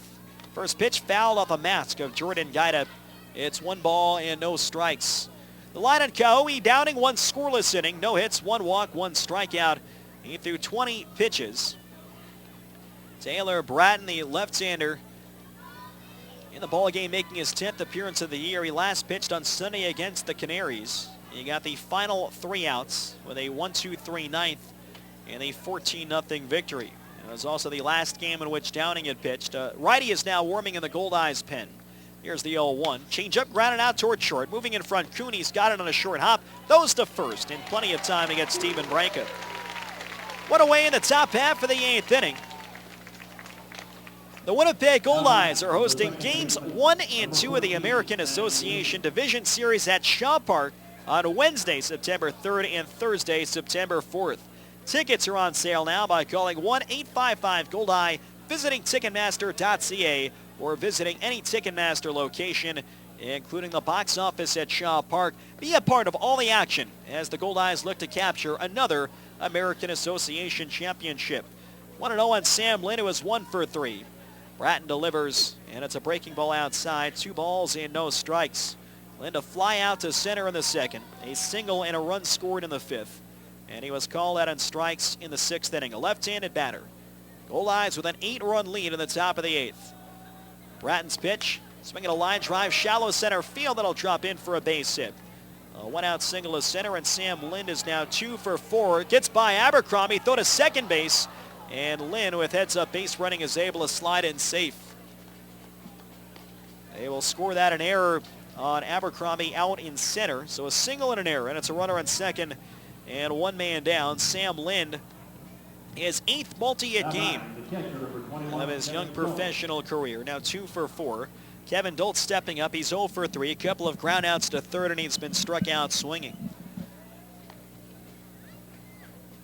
Swinging a foul back towards the screen. It's 0-1. Talked with Taylor about some of the transitions, some that have been easy, some that have been hard, going from the college game to the professional game, and told us that the biggest adjustment has not necessarily been coming to the pro ranks. Swinging a high pop-up foul to the right. It's 0-2. Feels he's been treated very well here by the Goldeyes, and some of the older teammates has been able to pick their brains, especially other guys down in the bullpen like Gabe Aguilar and Brennan Lafferty, other left-handed relievers. The biggest adjustment was going from a starting role into a bullpen role. The 0-2 pitch, foul back into the right, and it's still no balls and 2 strikes. Over his last couple of appearances, Bratton's been high 80s with his velocity, which has been a few ticks higher than where he was at when the Goldeyes first signed him at the end of June. Rick Forney and Jamie Vermillion have been happy with where his velocity's been at the last few times out. The 0-2 pitch, swinging a bouncer foul. He just got a piece to stay alive, a back foot slider attempt, and it's still 0-2. And Bratton attributed that to understanding his body a little bit more in terms of what he needed to do to warm up in the bullpen. As a starter, you're on that same routine. You throw the same 30 to 40 pitch bullpen session before the game when you know exactly when that first pitch is going to take place. You don't know exactly when you're going to get thrown into the game in a relief role. Here's the 0-2 pitch. High fly ball down the right field line. Deep, but it's going to slice foul towards the grass berm. And it's still no balls and 2 strikes. And Bratton, as he has continued to get more experience professionally here in his rookie season, has understood a little bit more about what he needs to do to make sure his arm is hot by the time he's called into a game. The 0-2 pitch. Breaking ball stays high, and it's 1 ball and 2 strikes. The leadoff man, Steve Tinoco, waits on deck. Bratton also having the opportunity to pitch in front of his family. Both his mom and dad are in town from Ontario. A look over at second base. And the 1-2 pitch. Line drive on the left field line. This ball's going to drop in fair for a base hit. Around third is Sam Lind. Lind will score. Webster will go to second. Wide turn by Dultz. Bob throws behind him. It's not going to be in time. An RBI single down the left field line for Kevin Dultz, and that'll cut the Goldeyes lead at 12-5 in the top half of the 8th inning. So Sam Lind scores from second, and for Kevin Dultz, he picks up his 23rd RBI of the year. He made a very wide turn. Not sure if Dultz thought that throw was going to come to the plate, but it was cut off And thrown in towards Brock Bond, who then fired behind Dultz over at first. And Dultz was just able to get back. Casey Arthur playing behind him. First pitch on the way to Steve Tinoco, who's had a perfect night. A fastball misses inside. 1 ball and no strikes. Tinoco, 3 hits and a walk, an RBI, a run scored, and a stolen base. 12-5 Winnipeg. Both teams are in double-digit base hits. Fastball down the middle at the knees. And the count is 1-1. Outfield playing Tinoco a couple of steps over to left field. Steve Tinoco, a .333 hitter against lefties on the year. The 1-1 pitch, changeup taken just high and outside. So the count is now 2-1. Goldeyes have a right-hand pitcher warming up inside of the bullpen, and it appears to be Taylor Sioux at the side armor. Bratton's 2-1 pitch inside that'll get away from Jordan Guida. Heading for second is Kevin Dultz, and he will get there without a throw. They'll score that one a passed ball on Jordan Guida, so it's a runner on second base. 3 balls and 1 strike on Steve Tinoco. Great opportunity for Taylor Bratton. Will be part of a postseason team in his first professional season. Left-hand pitcher, right-hand batter, the 3-1. Swinging a ground ball up the middle. Tyler Kuhn reaches down, he fields. Throws to first in time. They get Steve Tinoco, who is retired for the first time tonight. Kevin Dultz crosses from second to third. Now there's 2 away. Brandon Jones stepping up. He's 1 out of 4 with an RBI single and a run scored. 12 runs, 14 hits, and 1 error for the Goldeyes. 5 runs, 11 hits, and 1 error for the Sioux Falls Canaries. Some other things that Winnipeg could shoot for here over the final 10 days of the regular season. Fastball on the outside edge, 0-1. The Goldeyes have a realistic chance to lead the league in all 3 categories. Offense, pitching, and defense. Breaking ball outside, good stop by Guida. And it's 1-1. The Goldeyes entering today 3rd in the league in batting at .302, but they're only 2 points back of Wichita, who's in first at .304.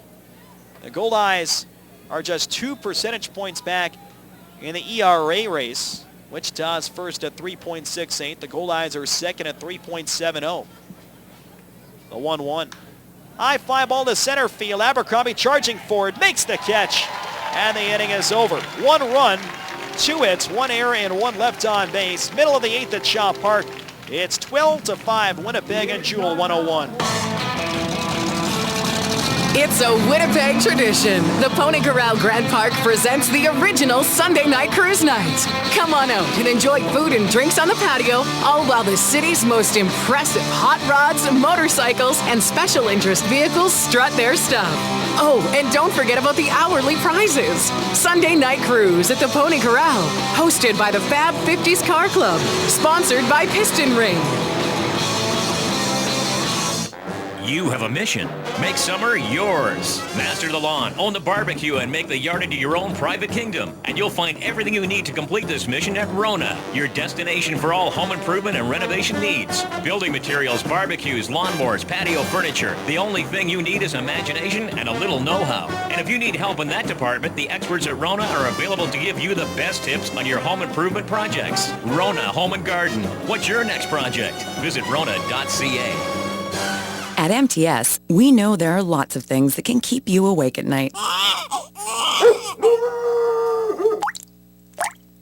But worrying about internet overage charges shouldn't be one of them. With MTS, you get unlimited internet on all our personal plans. So you never have to think about how much data you're using and how much it's going to cost you. Surf, download, and stream all you want for as low as $20 a month for the first 3 months and rest easy. Conditions apply. Visit your nearest MTS Connect store for details.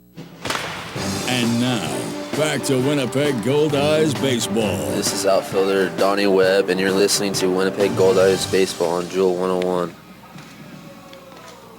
12-5 now, Goldeyes, bottom half of the 8th. The Canaries scratched out a run on an RBI single from Kevin Dultz.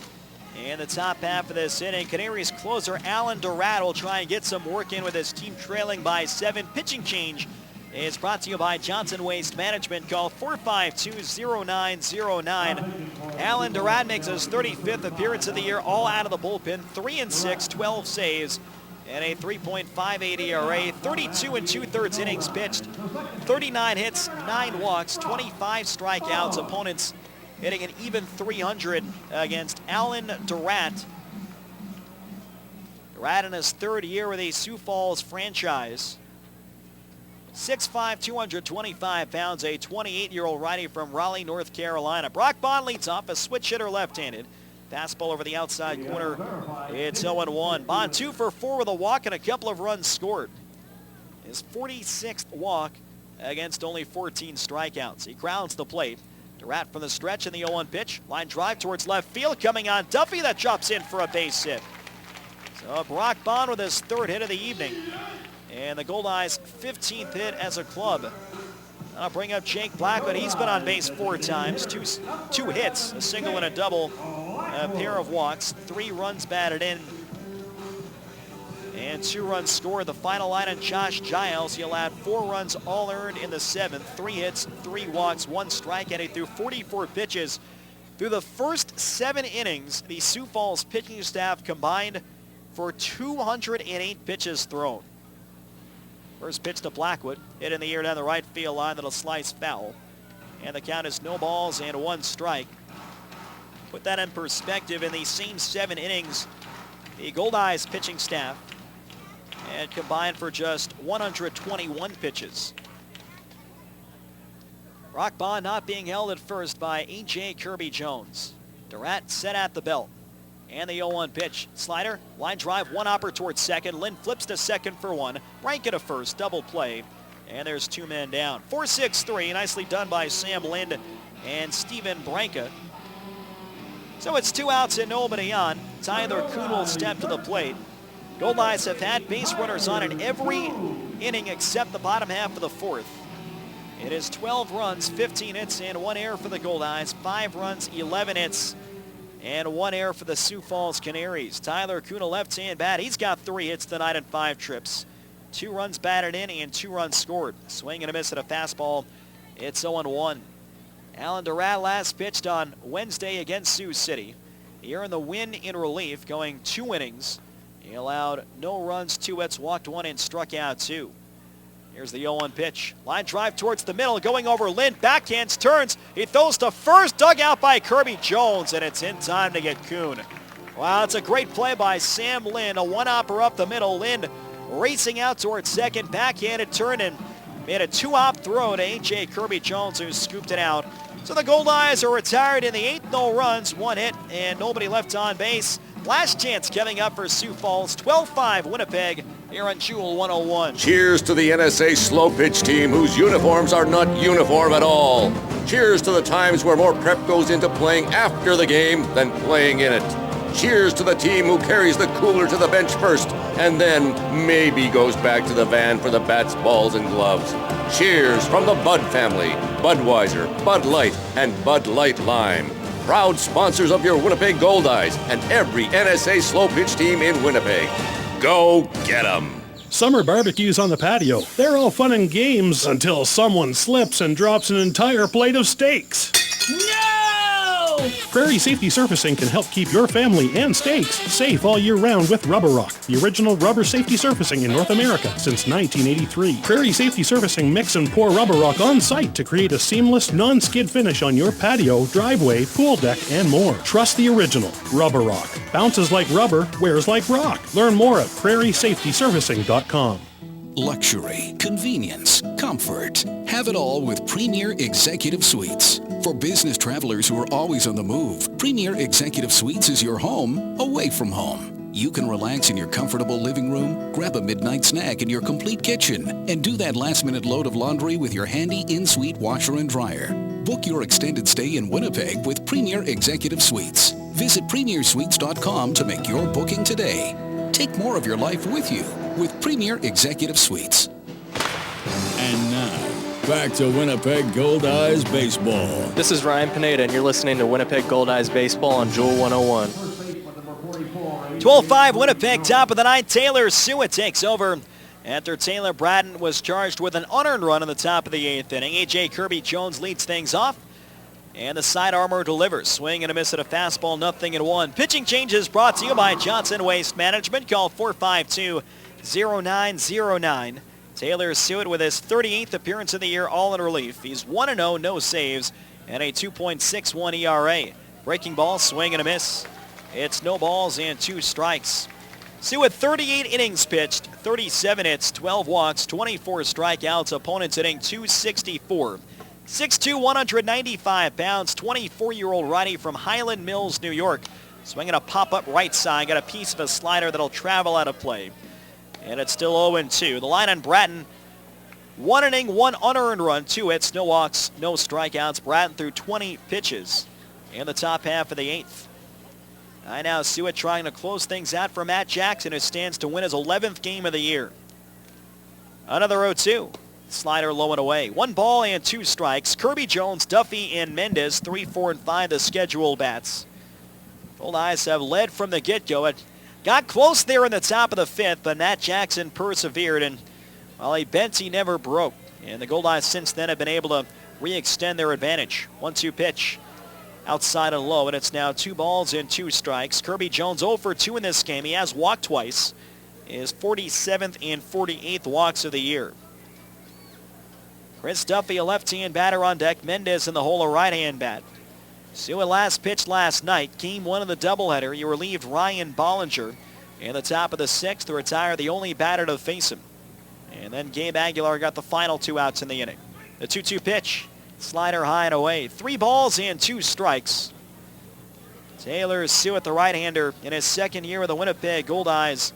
Finished with the team last year. Got into 4 games. Didn't give up a run. After spending the majority of his rookie professional season with the Gary South Shore Railcats. Right-hander against right-hander. The payoff pitch to Kirby Jones. Swinging a high bounce at a short. Kuhn charges in. Tough play. He fields. Throws to first in time to get Kirby Jones 1 man down. Great play by Tyler Kuhn. A slow bouncer. He had a charge in on the infield grass. Fired across his body. Kirby Jones was hustling down the line, and the Goldeyes got him by a step. Big offensive night for Winnipeg. 12 runs on 15 base hits. All 9 starters reached at least 1 time. And 7 different Goldeyes had at least 1 hit. Here's Chris Duffy, 1 for 4. He swings and grounds 1 foul to the right side. It's 0-1. Duffy with a 2-run double during the 4-run 5th. The Canaries had cut the Goldeyes lead a 6-4, and they put the tying runs on 2nd and 3rd with only 1 man down. They keep fielder's choice, stem the tie, the 0-1. Fastball low and away, 1-1. That's where Kirby Jones got hung up in the rundown, and the ground ball to 3rd from Carlos Mendez. And after Chris Valencia's single to reload the bases, Matt Jackson got Steven Branca on a ground out to short to end the inning. The 1-1 pitch hit in the air to deep center field. Abercrombie sprinting back over by the track, still going back, and it's gone. Chris Duffy homers right over the 400 mark in straightaway center field. His 14th home run of the year, and that'll cut the Goldeyes lead to 12-6 in the top half of the 9th. So an impressive homer from Chris Duffy. That wasn't particularly high. In fact, at its apex, it really wasn't much higher than the batter's eye. But it had enough power behind it to carry over the deepest part of Shaw Park. So a 2-run double and now a solo homer. Chris Duffy now has 51 driven in this season. Carlos Mendez at the plate, 0 for 4 with a couple of strikeouts and 2 ground balls. First pitch, swinging a bouncer, foul, came off his front foot. Got it chased after just in case. And the count is no balls and 1 strike.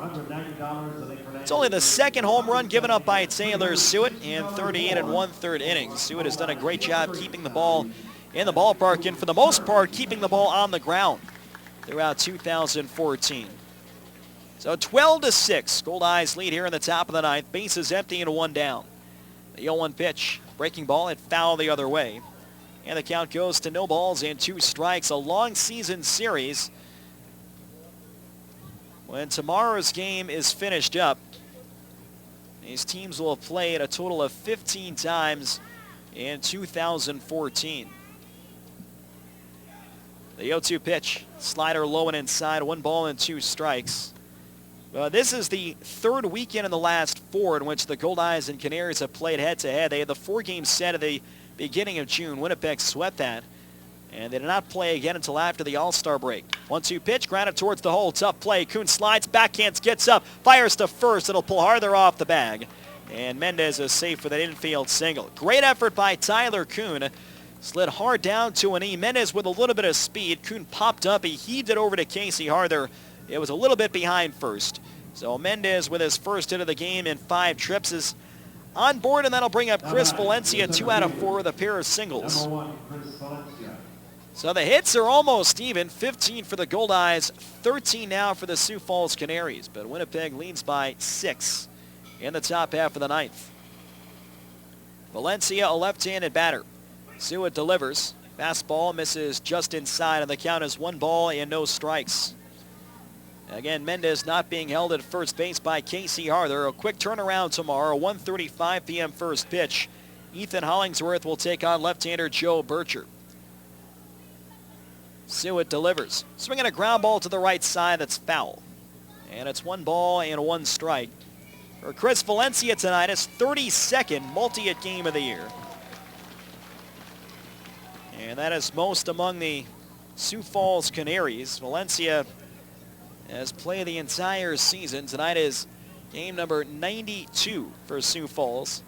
Here's the 1-1 pitch. Pull on the ground. Foul outside of first. Checks to make sure he didn't break his bat. And the count goes to 1 ball and 2 strikes. 12 runs, 15 hits, 1 error for the Goldeyes. 6 runs, 13 hits, 1 error for the Canaries. Each team has allowed 1 unearned run. 1 on, 1 out, top of the 9th inning. Outfield shading Valencia the other way.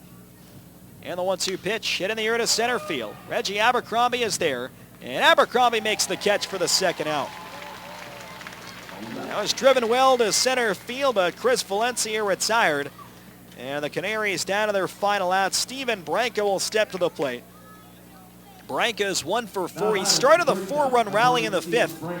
With a single through the left side, would later come home in an RBI from Steve Tinoco. He is also grounded out to shortstop twice and lined out to center field. Branca, the former college teammate of Jordan Gaida at Tennessee Wesleyan University. He takes a breaking ball low and outside. It's 1 ball and no strikes. Carlos Mendez on first with 2 outs. A run home in the inning on the solo shot to center from Chris Duffy. Sioux from the belt. Here's the 1-0 pitch. On the outside corner, good sinker. It's 1-1. Taylor Sioux, the 4th reliever used tonight by the Goldeyes. We've seen Aguilar, Downing, Bratton, and now the 24-year-old right-hander Taylor Sioux. Here's the 1-1 pitch. Swing and a miss at a front door breaking ball. It's now 1-2. Sam Lynn, the rookie second baseman, on deck. Steven Branca, if he can extend this inning, Lynn would get a chance to pick up his 3rd base hit of the night. Right-hander against right-hander. 1-2 pitch, swing and a miss. He got him and the ball game is over. Chased a slider off the plate. Taylor Sioux strikes out Steven Branca, and the Winnipeg Goldeyes have won their 8th ball game in a row. A 12-6 victory. Winnipeg scored early and often. They had to endure an hour-plus rain delay. The Goldeyes pick up game number 3 of this series. They have a chance at another sweep tomorrow. They win this one tonight by a final of 12-6 as Matt Jackson ties for the American Association lead with his 11th win of this season. In the 9th, 1 run, 2 hits, and 1 left on base. Our final score from Shaw Park, it's the Winnipeg Goldeyes 12 and the Sioux Falls Canaries 6. Back with a Sports Select post-game show after this on Jewel 101. Thanks for listening to Winnipeg Goldeyes Baseball. Stay tuned for comments from Goldeyes players and coaches. The Winnipeg Goldeyes Sports Select post-game show is next on Jewel 101. There's no feeling like escaping to the lake and catching a few fish. And Pro-Am Tackle has everything to make a fishing trip perfect. Rods, reels, tackle, trolling motors, even live tackle year-round and much more. Plus, the guys at Pro-Am Tackle are local, know their stuff, and the best fishing spots. Oh, hold on. Hello? Jim? That you waving from the canoe down the lake? Let me send you a selfie with the fish I just caught. I loves me some nature. Pro-Am Tackle, 1094 Nairn, or follow them on Facebook and Instagram. You know, shopping for new clothes really shouldn't lead to an existential crisis.